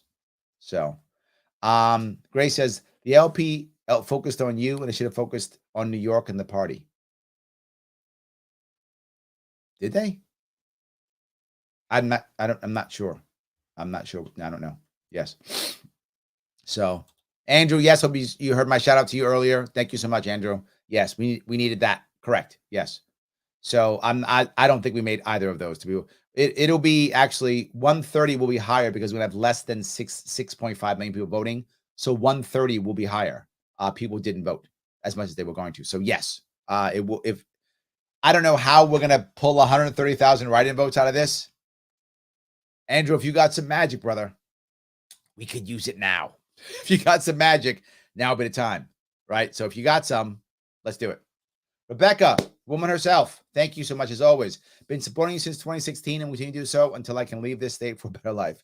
Let's hope we can make some repairs, Rebecca. You don't have to leave. But thank you. Yes, Rebecca's always there. If it's the area, she's there. Guaranteed. She's going to be there. Again, and we've done all this stuff together, like hanging out at events, talking trash, handing out stuff at booths, getting signatures. Rebecca's been right next to me the whole time. So yes, absolutely. So thank you again, 100%. So, Andrew says we won't know till the requests are fulfilled. You know what? I hope you're right. Maybe Andrew's right. Maybe all of a sudden it'll happen. Who knows? So, Casper, great podcast earlier with Allison Moreau. Yes, for you guys who don't know, I was on Allison Moreau's podcast. So if you want to watch that, that was earlier today at 5. So thank you for that, Casper. I'm glad you watched that. Yes, absolutely. I'm glad you did watch that. That was great. So, Ruckaman says, I wrote you in last night. Thank you. Yes. Lyndon says, one thing I was taught in a no-win situation or where things go south, have a good reason for the decision you made. Can't be angry if you thought it through. Thank you, Lyndon. And I hope you understand what I was thinking, right? I thought in my heart that if I could get us to that point of the ballot, it would all be worth it, right? If I could just get that, it would all be worth it. All the pain, all the fighting, everything's worth it. And if I get that win, then people would say, oh, he's got a shot, maybe, and the money would come in too. I rolled the dice on the courts. I did. And some of you guys came and saw it. I rolled the dice on the courts. It didn't work. Yes. Daniel says, you were right. Hoka won and Lee gets to join a law firm or some crap and forget about us. Yes, it's what I said literally months ago. It's literally months ago. Yes. Chelsea, thank you for you. Chelsea, thank you for showing up. Thank you for doing what you do too. I see you. You show up, you help out, you donate, you're online fighting. Thank you. It matters. Absolutely. Yes. Thank you. Rockman says, Howie Hogan, but he didn't. We did a debate together, me and him. And that's the piece, right? Some of you don't like Howie because he's a socialist. And I get why you wouldn't. I do, because he's a socialist. I get that. But Howie's an honest man and an honest broker. He doesn't go, shut up. Just listen. He doesn't do that. Howie tells you how he feels. And we have an honest back and forth. He believes he's right. Obviously, he's wrong. He's a socialist. But he believes he's right, and he tells you that. And his intentions are clear. And if you have a good faith actor who will just have the honest argument, how can you be mad at that, even if they're wrong? He's an honest man who has a good faith argument. I'm in. I'm a big Howie fan. Absolutely. So Mike says, I wish I had your drive. People ask me sometimes, like, Larry, how do you get up in the morning, right? Don't you just want to cry some days? Of course I do. Just a person. Of course I'm hurt sometimes or bothered or just want to, throw my head in my hands and cry or just want to veg out and watch TV or whatever. Of course. Yeah, I'm old, so I watch TV sometimes. I know youngsters don't watch TV. But yeah, of course I do, right? Of course I have the feelings.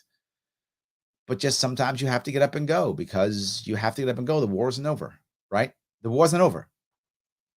So you just have to go. I don't know how, but I just have to push on. What else can you do?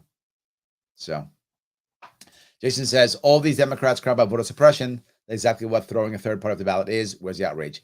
That was literally my argument in court too. I said, this is literally voter suppression. People will not show up to the ballot because of this. And they didn't. The number that I said is the number that happened. I said 500,000. And by the way, if you think I'm making this up, this is all now public records. This is what's submitted in court. I said 500,000 people. And who didn't, how many people didn't vote? 500,000 people. And it's not because I have magic powers. Not Tim O'Connor, but magic powers. I'm not Tim. I don't have magic powers, right? The data. Every year, that's how many do it every 2 years. It's the same number every 2 years. So I figured it'd be the same number again. And it was. So yes. Jennifer says, thanks for hanging in, Larry. Appreciate you. Thank you. I appreciate that. Yes. Josh says, no quitting. They're fighting us so hard because they're afraid of the inevitable breakthrough. You're right. And this is what, Josh, this is the point that I have to where I'm not sure if I should stop or not. There's a book by a guy named Seth Godin called The Dip. It's a short, small book. It's a small physical book, and it's like 70 pages long. It's a short read. But the concept is, as you're pushing through a dip, it eventually comes back up, right? So the question is, do you stop right before the dip? When can you recognize that there is no dip? It's just down. And it's hard for me to know, Josh. Is this the dip? And if I keep pushing through, I win? I mean, look at many people have done it. Joe Biden, third time won. Ronald Reagan, third time won. Richard Nixon, third time won. So there is a precedent of third time being a charm. Is it? Do I push on one more time? I don't know. But maybe there will be a breakthrough. Will that be me or somebody else? I don't know. So I am trying. Yes. Amanda says, thank you for not quitting. It's hard to fight a losing battle. It is so hard to fight a losing battle, Amanda. It's so hard. You have to try to redefine victory and not lie to the people who are fighting with you and tell them the truth. And it's hard because when you tell people the truth that this is not the great battle they wanted, when you have a volunteer force like I have, many of them leave.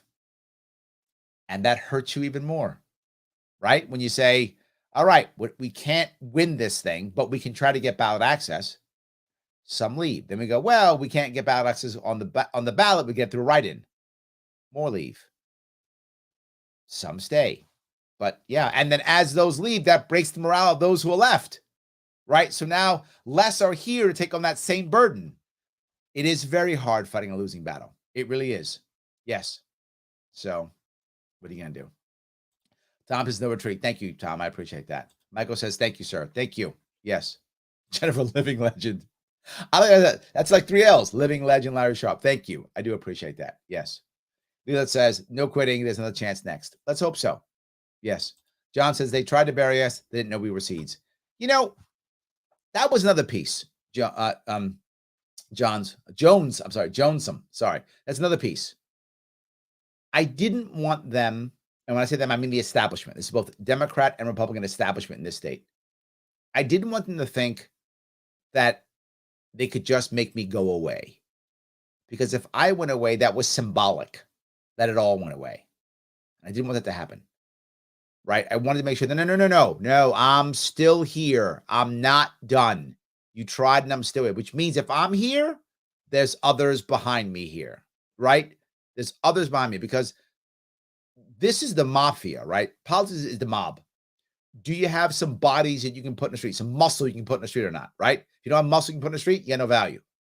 I got muscle I can put in the street. So you got to listen to me, right? They got to listen to me. So I think, yes, I'm glad, 100%. So, all right. Casper says, definitely got my support now. I like your plans on this. Thank you. I do appreciate that. Yes. I hope, yes. Thank you. Thank you. I do appreciate that. Yes. We are trying, right? Daniel says, Lee Hu Din will evaporate tomorrow. If he ever concedes, he may not. Did he concede yet? I don't know if he will. He'd be like, they call me election denier and be election denier. I mean, that's a thing, isn't it? Isn't that like a thing they call you, election denier? Whatever. So, Sibanaj, Larry, you're the perfect example of what a politician should be. You have nothing to be sorry for. The whole establishment was against making our lives better. I appreciate everything you have done. Thank you. Thank you. I'm trying. Yes. Yes. Joseph says, today has been a very depressing day for me, too, with the fact that New York is still blue. I had a feeling it would be when nothing's changed, and the fact that even in my district couldn't fill the congressional seat. Oh, flip the congressional seat. Yeah. In my area, and all the politicians just staying the same. Yes. They're just going to keep ripping everybody off. Yes, Joseph. Yes. I can compare it to the last time my team lost Super Bowl or a big football game. Type of deflating feeling that I felt throughout the day today. I'm starting to feel better now, though. Joseph, I hope so, right? It does suck, but we have to keep moving, right? That's it. Jimmy Dayton, how are you, brother? Winners never quit and quitters never win. Yep. True. Yes. Phil says, Mr. Sharpe goes to Albany. Sometimes the lost causes although everyone's fighting for. I like that. I like that. Absolutely. Ed says the Republican Party has been run by a rhino who made big mistakes to choose Zeldin. Yes. Ed, why don't more Republicans see that? Yes. Yes. To choose Zeldin out of favoritism instead of choosing potential candidates like you who have a chance to win. Yes, yes, and yes. Yes. Imagine, look, even if it wasn't me, imagine they had put up, say, Harry Wilson. Harry Wilson's a crossover candidate, right? He's a crossover candidate. He's got Obama Street credit. He's a Republican. That guy might have been able to beat. And you can't do the Trump attacks against Harry Wilson.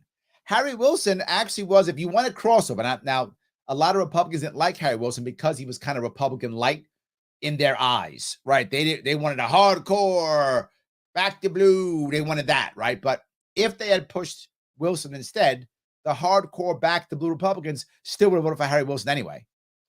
And Harry Wilson could have gotten people from the left to come over to him. That's up. Or just do Giuliani. Giuliani would motivate all the Republicans to come out. All of them will come out. If you pick Giuliani, all the Republicans come out. That's something. You get every single Republican to come out. Giuliani is a Energizer bunny. I don't know if you know him at all, but Andrew Giuliani, that guy would have gone to every county, every place, every diner, every place. He is literally the Energizer bunny. Did nothing else but that. So he got all the Republicans out. That's something. Or pick Astorino. No one has more experience in this state as an executive or New York State, other than obviously a governor, than Astorino, right? And he's run before, and he was the biggest thorn in Cuomo's side. The best chance of Cuomo's loss ever was Astorino. They had all three of those, Ed, all three, and me. I volunteered to run in their primary also, right? They all had four of us. They picked one guy. To your point, the guy who can raise the most money, Zeldin. And once he won the primary, I was like, I get it. That's why they did it. It was all about the grift. And he raised the most money. He did. And they all got paid. All that money went to their consultants, right? So they all just grifted off the cash. So yeah, I get it. That's what they want to do. So, all right. Kyle says, Larry, thank you so much for everything you do. I say it all the time, but you are one of the greatest we have in the Liberty Movement and Libertarian Party. Thank you, Kyle. I appreciate that. I do my best. Thank you. Yes. Dan says, in my town, the box for writing in was very small, and they gave us a medium tip Sharpies. No pun intended. Yes, I know. The ink bled into the page and made it barely readable. I'm not convinced it was cast. This is what Andrew was talking about doing the foil request. Some of my team thinks that about half or so, or more even, of the blank votes are actually write-in votes for me. So if all those pop up, we might get up to 50,000. It's possible. I don't think we're going to get past 50,000. I mean, maybe. Look, I hope Andrew's right, and we'll know, and we'll actually have 130. I hope that's true, right? We're going to check it out and keep going, but it doesn't look good. But maybe I'm wrong. I hope I come back here in a couple weeks and go, hey, Andrew Colste's right. We got 130,000 votes. Let's do this. I hope that's true. I really hope that's true. We'll see. So, yes. Daniel says Robert Greene was in the parental rights constitution harmed itself this time. It did. There are literally hundreds of thousands of fathers who've been battered by family court, and they didn't vote for me. They didn't last time either. They talk trash like, yeah, you care about us. They didn't go vote Republican. The Republicans don't care about you. They don't. If the Democrats were going to fix family court, they would have fixed it. They're not gonna. Republicans have never even put up a bill to fix family court. The last person to fix family court, for those who don't know, believe it or not, was actually what's the one guy who got in trouble? Oh God, I forgot the guy's name. The former AG. I don't remember his name now. But anyway, the years ago, like 15 years ago, the guy before Cuomo, whoever that guy was, the guy the guy before Cuomo. That guy, he actually was considering it, and he's Democrat. So Republicans don't care, and Democrats would have fixed it if they were going to. So yes. So Rebecca says, I have a very Dem friend who was honestly scared last night that Zell would win. Yes. Because we live in the upstate red bubble. Same for True Believers. They honestly thought he'd win. Yes. Lucy pulled away the football again. 100%. Yes. Absolutely. 100%. Yes. All right. Diane says, if I still live there, you'd have my vote. I do write-ins quite a bit. Thank you. I appreciate that. Yes, DGS, Stockholm Syndrome. 100% correct. Yes, 100% correct. Casper says, you want actual change. Yes, absolutely. Rebecca says, we have to get on the ballot for 2024 for the LB presidential vote. Rebecca, I don't know how to do that. That's the problem, right? I don't know how to do that. How do we make this piece happen? How do we make that happen? If we have a good presidential candidate, which I don't know if we will or not in 2024, then that's good. We'll push that person, him or her, in New York State. What if we don't? What if we have a dud or someone doesn't care about New York State? Either one. Do we run somebody just locally in New York State? McMullen did that, by the way. McMullen in Utah, he ran for president just in Utah in 2016. Do we run somebody for president just in 2024 and just in New York State in 2024 just to get the ballot access? Maybe. Maybe it's a possibility. Maybe. So Dave says, and Dave, thank you for showing up, brother. You show up, you donate, you're here. Thank you, my friend. You're also great. Thank you so much. Zell will probably run for Senate in 2024. Ooh. Not bad. Who's going to run against? Gillibrand? You think but he can't beat Gillibrand?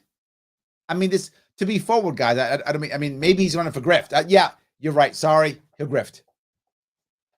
Zeldin might grift that one. Yeah, there's no way. I mean, you can't win a statewide election as a Republican in New York State, senator statewide, still 3-1. It's going to be worse. So, yes. So, yeah, we'll see. Yep. Lyndon says, run in PA, then I can vote for you. I appreciate that. I don't live in PA, though. Look, a lot of people say, come to my area and do this, right? Dave just says, come to Iowa. I appreciate those things. I do. But who am I to go to Iowa, Pennsylvania, whatever, and go, hi, I'm Larry from New York. Let me tell you how to run your state or county or city. I wouldn't want someone doing that to me, right? And like when Hillary Clinton came to New York and said, I'm a senator now, which, like idiots, we just brought her in. She's not a New Yorker. She's nothing about New York. But I wouldn't want that. So I feel kind of awkward heading over to whatever, Iowa, and going, let me tell you how things work. I don't know Iowa. By the way, I've been to Iowa. I love Iowa. And interesting tidbit, I am an honorary lifetime member of the Iowa Libertarian Party.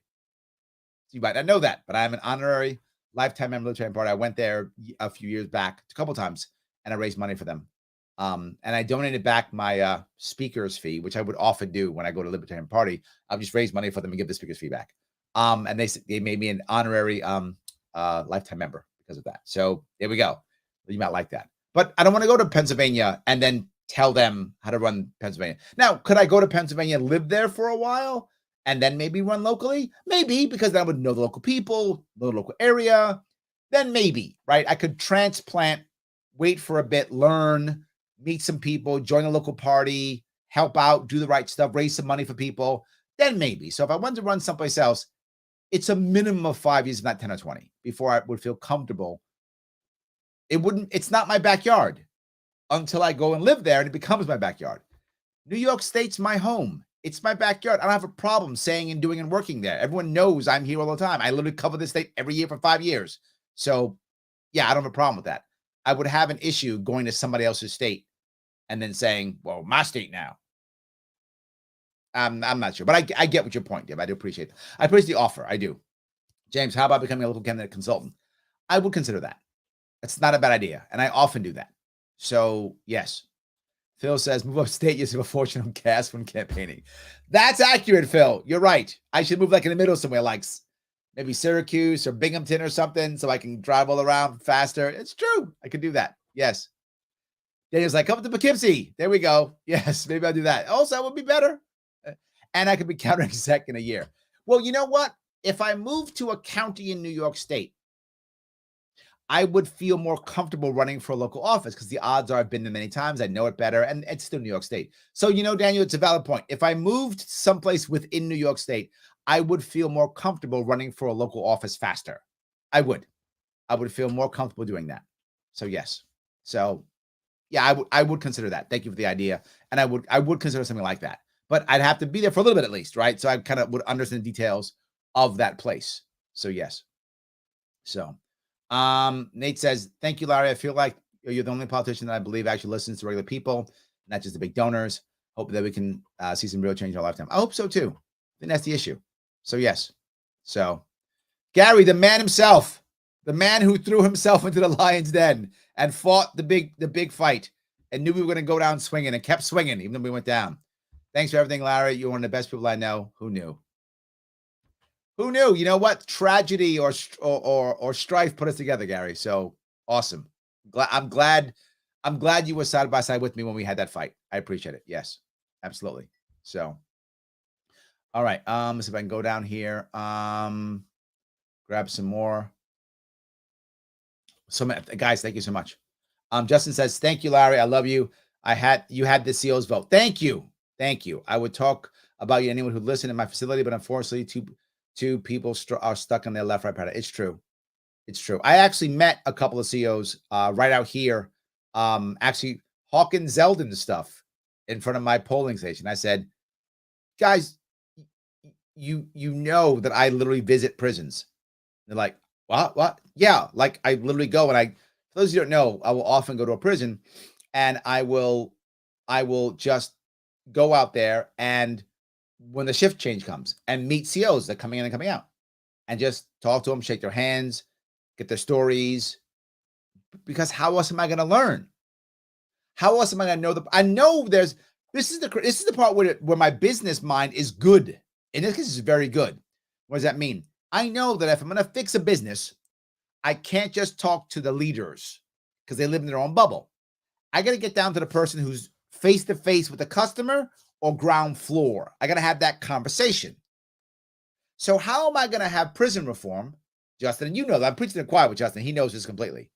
Other people may not. How am I going to have prison reform if I don't talk to the COs, the corrections officers, who are right there rolling on the floor with these guys? They know what's happening. They're living it every single day. So shouldn't I be talking to them? Shouldn't I get their perspective on how to fix things? People think, and they're wrong. They think corrections officers don't care. They just mean. Corrections officers also want reform. They do. They just don't want the reform that comes from some egghead professor, PhD, out of Boston, who's never been to prison before, shows up with some plan that he or she wrote on a board and says, hey, corrections officers, do this because I'm smart. And that's how it usually works. And the corrections officers go, this isn't going to work. It might have worked in that prison. Ain't going to work in this one. And then they force them to put it into play. And Justin's probably just nodding his head right now. But they force them to do the stuff. They do it. It doesn't work because it was never going to work. And they blame the corrections officers. Well, why did you guys suck? We didn't suck. The plan sucked because you never asked us about the plan. If you'd asked us, we'd have told you it was going to suck. I'm sorry. I sometimes get emotional about corrections officers because when they start yelling back the blue, people keep thinking it just back to cops. Corrections officers don't count as law enforcement? They don't, and they should. Blue is not, law enforcement is not only cops. It is cops, not taking away from cops. It is cops. It's also corrections officers, parole officers, right? It's all the people who are dealing with the toughest elements of our society. That's who they are. They're the people who are dealing with the toughest elements of our society, and they're usually forgotten. So thank you, Justin, for that vote. I like to hear that some COs are listening to me and know that I understand their plight and speak it often. So thank you for that. I do appreciate that. Yes. So Joe says, Joe, I know Joe left. Joe was out there rushing, doing stuff too here when he was here. Then he had to go. I still love you, Joe. I'm not mad at all. You did the right thing. I know you had issues to deal with, family and stuff. I remember. And you did the right thing. I know you did. You had to go. I just kind of wish you could have stayed. Joe was also a trooper when he was here. Joe says, you're the man, and thank you for what you've done in New York. I was ready to come home when you went. Thank you. See you to come back. Also, thank you for opening my eyes to this party and these great people on Facebook. Thank you. Yeah, I know. See, I could have got you back if I'd have won, Joe. I could have got you back. Maybe it'll still happen. We'll see. So, yes. So, John says, with her registration advantage, Hochul seemed to underperform. She did, to be clear. I knew it wouldn't be like last time, right? Last time, Cuomo won by about 25 points. Cuomo was much more popular, much more charismatic, right? Of course. But in this case, Hochul was she's a bad governor. She's not charismatic. She's a bad governor. So there were a bunch of pissed off Democrats that did vote Republican. There weren't more Republicans, right? In fact, in New York State, there were more people registered blank or other than there are Republicans. That's true. So there aren't many Republicans in New York State. There were a bunch of pissed off Democrats who voted, and a lot of Democrats didn't show up. They didn't care. So yes, John, you're correct.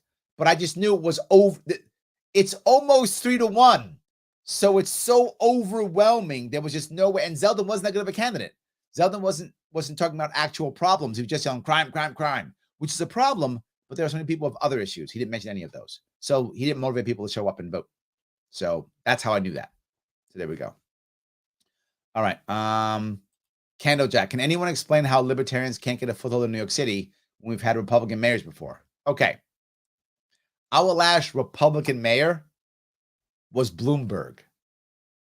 That should explain why we can't get a foothold in New York City. Some of you might not know this if you're not a New York City guy.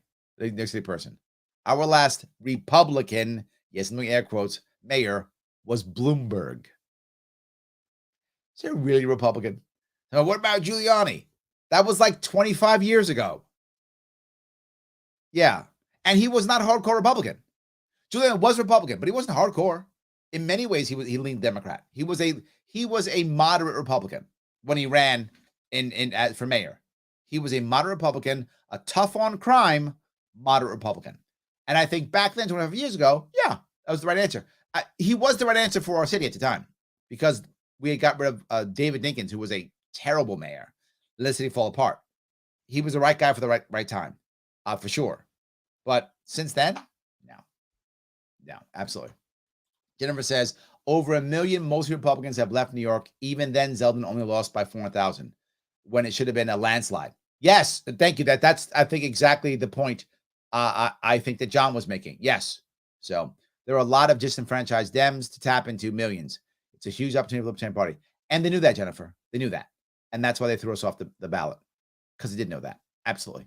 So, yeah, absolutely. Daniel says, will there be no more third parties, correct? Unless someone can get the 45,000 in 6 months. No. 6 weeks, Daniel. 6 months? Easy day. Easy day. That's nothing. If they give us 6 months to get 45,000 signatures, no problem. No problem. Done deal. 6 weeks, early spring. That's the problem. Correct, right? Correct. There are officially 2 other independent parties, the Conservative Party and Working Families Party, but they're not. They're parasite parties. They just do whatever the Republican and Democrats say. So, yeah. So, all righty. Ty says, virtue signaling to get the first female governor is the biggest reason Kathy won. I'm not sure. I'm not sure that's true. Razor, you back, making yourself look bad. You da real homie da clown. Are you just trolling, I guess? I guess. You making yourself look bad. You know that, right? I feel for you, Razor. And I'm not joking. This is not to be. I feel for you because either you're just trolling, which you have nothing better to do but troll me. Sad. Or you honestly believe this. And that which means you have deep, deep Stockholm syndrome. Your boy got his ass kicked as he was gonna. I was gonna too, but he lied to you and you ate it up. I didn't lie to my people. They knew what was up. So yeah, I don't know. I don't know. You make yourself look bad, but it's fine. You want to keep trolling, troll away, I guess. There we go. Yes. Let's see here. See if I can go down here more. The Frankenstein wrong thing, it says, never let it be said you didn't work your ass off, hit the streets, got your message out there every single day. I tried, man. I did. I tried. Daniel says 130K would not have made a difference at all with Zeldin. It's true. The power of false hope and short-sightedness and a signal your fellow citizen Dems and reps don't care about anyone's voice but their own. Yeah, that's the funny thing, right? If we would have got to 130, and this was my whole point, I didn't think me getting to 130 was going to change the outcome of the election. It would have been the same outcome either way. The difference is we would have had a party to fight with afterwards, right? That was the entire goal, to have a party to fight with afterwards. That's it. So yes. Lil J says, thanks, Larry, for the hope. We'll get them next time. Side note, can your NIST plan work for third world countries? Generally speaking, no. Now there's an exception. My NIST plan, for those of you who don't know, the NIST plan is creating a fund that you could use with investments so that you can pay for other parts. Not 100%, but generally speaking, no, for 2 reasons. When the way you do it is one of 2 ways: through finance, as in Singapore, or through natural resources like Norway. Norway's oil. Both of those are ways they do it. Most undeveloped countries either don't have the financial wherewithal, the financial skill set, the financial trust in the market to pull it off for finance. And most of the natural resources are controlled by outside countries and outside companies. So if they were to, take locally, have their own resources, and then perhaps use a foreign bank like a Swiss bank, Luxembourg bank, maybe even Singapore in theory, to run it, maybe.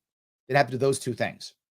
Right now, the West and China and the World Bank have far too much control over the natural resources. If they didn't do that, they could, but currently it's not set up for that. Hope I answered your question. That's how they could do in theory, but they'd have to default on their debt to the World Bank or go back on their deals with China or the West. They could do it, but they risk invasion, they risk embargo, they risk sanctions, they risk all those things. So we've set them up so that it can't. I hope that makes sense. We've set them up so they can't do that, or most can't do that. So I hope that makes sense. Libertarian lady, Larry Sharpe, don't stop ever. You can connect. Can you connect with Spike Cohen to further the "You Are the Power" agenda, or helping get local libertarians elected in local elections? Maybe. I think all those are possible. I gotta just, kind of chill, right, and do that. I gotta figure that out. So yes, Ray, did I get you on my side finally? Dude, you only campaign in rural conservative areas. Everyone in New York City controls everyone. No, I campaigned everywhere, all 62 counties. The reason why I campaign often in rural areas is it's easier for me to actually get press, right? In New York City, so much is going on.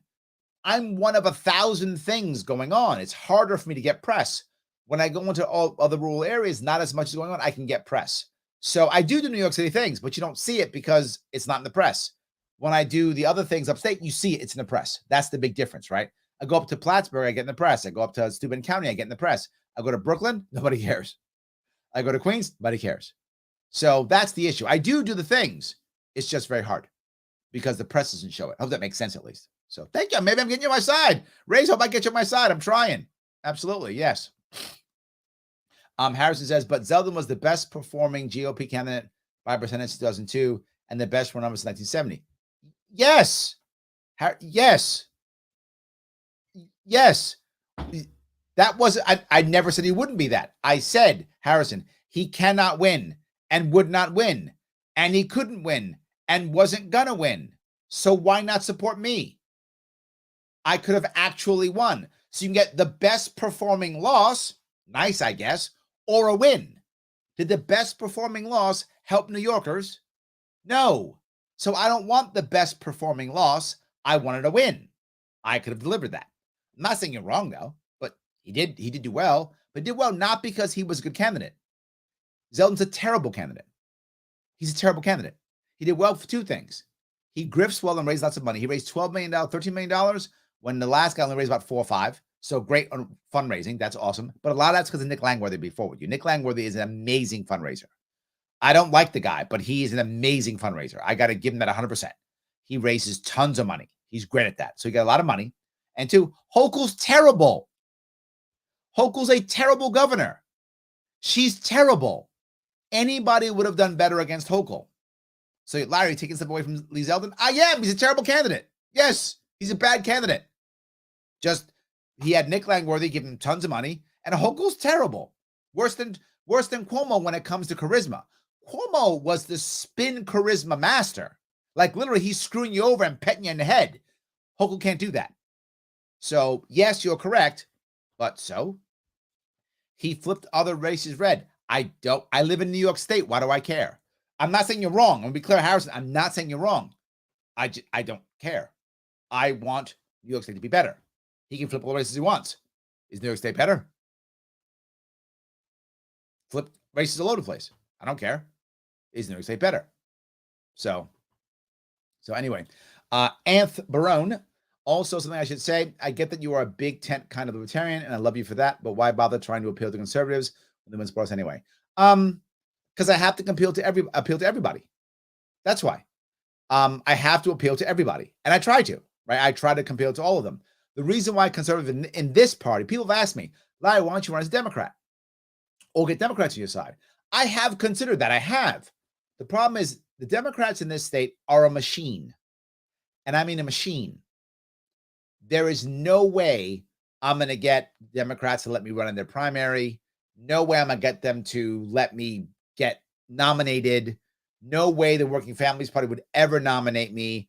No way they would ever let me in their party. No way they would ever support me. They would never do it. Why? They have no incentive. They're a machine. It's never going to happen.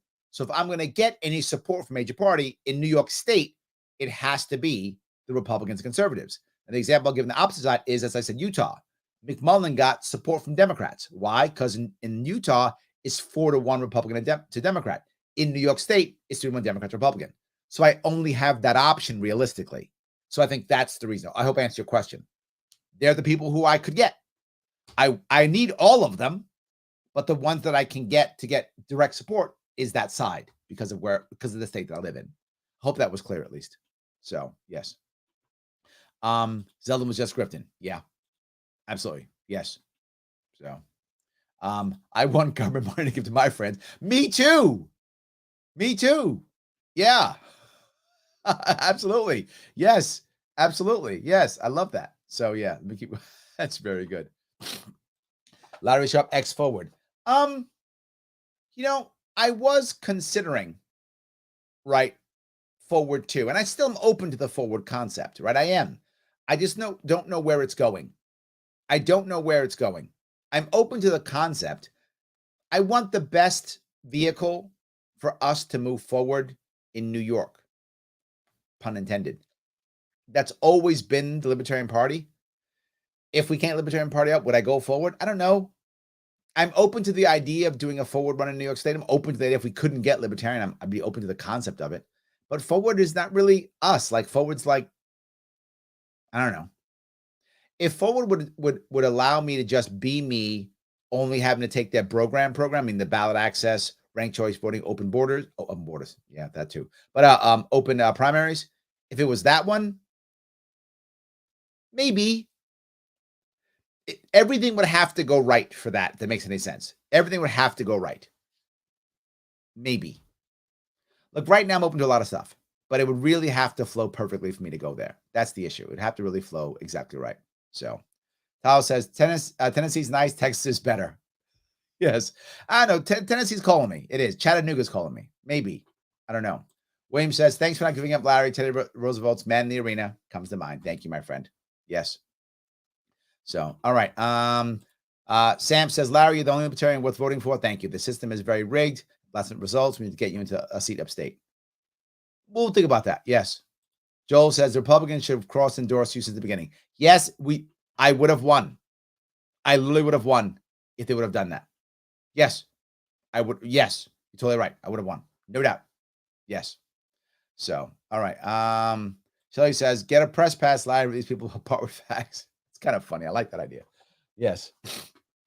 Yes. Let's see here. The best will be when Donald runs in 2024 and matching funds forces New York to subsidize his campaign.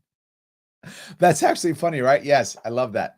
No, look, I'm going to make it. I'm going to make the call already. I made the call before. I said this months ago, and I'll say it again.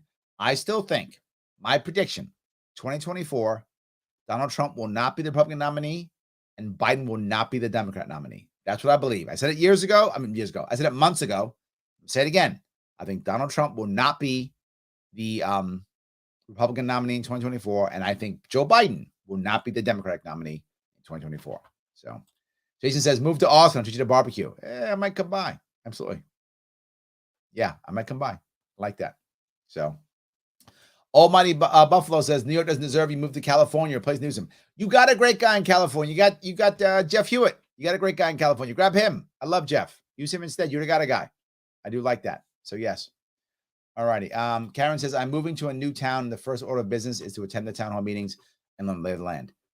Thank you, Karen. That's the right answer, right? Yes. You begin to understand what's going on before you make it, the next step. 100%. Yes. 100%. So, all righty. William says, I got involved with the LP candidate for Congressional District 6 in North Carolina. Thomas Waltercott got 2,770 votes, but better news, no write-ins? Huh. He was indeed the better choice for those disaffected by the establishment parties who'll be running again in 24. Nice. Look, everyone we do is good. Let's do more and more and more, right? The more we can do, the better, right? The more we can do is better. Nicholas says, wrote your name in for governor on the ballot. So did my wife, Valerie. Thank you. I appreciate that. Yes. Everyone really counts. I do appreciate it. 100%. Yes. So Dan Tuck says, here's the thing. Keep in mind, Ron Paul had no chance in 2008, but his campaign did a very important thing. It caused people to ask questions of things we've accepted for generations in red states anyway. It actually made some subtle changes because Republican voters are not nearly as loyal as Democrat voters, even the absent tangible victory. You keep important questions coming up. Look, the reality is I do hope that I have inspired others. I hope I have. Right? I do hope I've inspired others. Maybe I'm running again, maybe I'm not, but either way, I hope others will learn from my errors, right? Look at my errors and go, Larry screwed up here. Let's not do that, right? Let's do something else. That was the wrong thing. I really hope that we can do that. I do. We'll see. Garrett says we need more Larry Sharpes. Everyone in this country, keep up the good fight. Fix the corporate system. Thank you. I appreciate it. Yes, we are still there. So we keep moving. I do appreciate that. Oh, you guys like my wife. Thank you. Yes, that was nice. Be good to her. Yes, because if you mean to her, it should never let me run again. So yes, absolutely. So all righty. See if I can grab some more about that. Michael says, do that open letter about judges. I am thinking about it. I think it's probably the right answer. Because there is a lot of problems, right? Ryle says, I called the Fulton County Board of Elections this morning, asked them about counting your votes. They told me they had better things to do for the state. Of course they do. Because who cares? Absolutely. Yes. Oh, Tim O'Connor is tenacious. I like that. That's good. That is good. Yes. So he says, Tim, Kevin Wilson, and Brian. Yes, my God, thank you. Brian LaRusso, another great guy out there, putting stuff together, having people show up, talking to people, trying to make things work. Thank you, Shelly. You're absolutely correct. Brian LaRusso donated to, and trying to get things done locally with he's actually right now has a hold on. He has a homeschooling community center. Brilliant. Yes. So great. Kevin Wilson's always showing up. I mean, that guy's been around. He shows up to the events. He does the hard work. He's run for office. Kevin Wilson too. I mean, he does a free solution with me and Tim. Yes. Yeah. Thank you, Shelly, for that. 100%. I mean, and Kevin's had to go through having a baby. Not personally, but yes, having a baby and still, having to do the work. So of course, Kevin, thank you so much. Yes, thank you for that. And Brian LaRusso. There we go. I appreciate that. Yes. So Robert Brown says, hey, Larry, I wrote you in and voted for you in the Bronx. You hit the 5 boroughs hard until 26. It's tough to hit the boroughs, but yes. I mean, because we do, right? We do. It's just difficult. Yes. So, yes, James and Andrew. Dealer, yes, both of you guys. Oh, my God, Allegheny County. Went to the farm more than once. Jarrow Farms, by the way. Jarrow Farms is wonderful. If you can go there, get some great stuff, go there. Get some homemade stuff. It's wonderful. I've seen where they make the stuff. It's like homemade, like they make it there. So if you want to have a Jarrow Farms, Allegheny County, please do that. Yeah, very supportive. Donate. Andrew drove like for days. So awesome. Was one of my drivers. Michelle, yes, Michelle drives, helps out, does whatever she can. And she's an online warrior. Michelle, thank you so much. Absolutely. And Jamie, yes, also out there doing the work. Thank you, Daniel, for bringing it up. I can't remember everybody, so I appreciate you doing that. Yes, all these guys, so insanely crazy, doing so much, stuff to get things done. I appreciate that 100%. Yes. Justin says, I think hearing your emotions behind this refusal to quit really speaks to your feelings regarding another candidate in Arizona dropping out after the pressure put on. I'm glad you didn't. I was not happy about that, Justin. You are right. I am not happy about that. And some people take it the wrong way. They say, well, Larry, you saying you can't, back other people? You can if you want to. But running as an LP and then dropping out and endorsing somebody else after you've taken our time, money, energy, and you give it to somebody else, when we're out here busting our rump trying to fight to the end, not okay with that, Justin. Not okay with that. So, yes, not okay with that. So, all right. Let's see here. Paula says, I hate Howie's policies, but he's very likable and definitely polite. I wish he were one of us. I agree. If I could turn him, and guys, remember, one of the reasons why I talk to the left so much, don't forget this. This is important to know. Thomas Sowell used to be a Marxist all the time. Used to be a Marxist. Now he is one of the best libertarian thinkers we have. So if I can get a couple more of those, yes. Let's get a couple more of those. 100%. So as I always ask you guys, and I'm going to change a little bit differently this time, as I've asked in the past. In the past, if I should like, comment, and share, please do that, of course, as always. Always support my sponsors, right? The World's Most Political Quiz. if you can. If you want to donate, please donate to the campaign. Why? Campaign's over. Because I still cross the state. So if you want to keep donating to the campaign, please do so. Everything I do is transparent. I'm going to be crossing the state again, as I always seem to do. So I'll be back at it again, trying to keep going, helping out people locally, whoever runs, trying to get people to understand what's going on. If you want to support this show, you can. Do Patreon if you can. $10. Patreon.com/Sharpeway. The link is there if you want to help out. That will support this show specifically if you want to, or you can donate if you want to, or free. Two things that are free, no money, free. To hit that link, go to the World's Smallest Political Quiz, and or just like and comment and share and click that button. It will be great. That subscribe button would be awesome. Guys, thank you so much for today. I'll be on Kennedy tomorrow at 7 p.m. I might do a show tomorrow, but I might not. But I'll be on Kennedy tomorrow either way. I'll see you all very soon.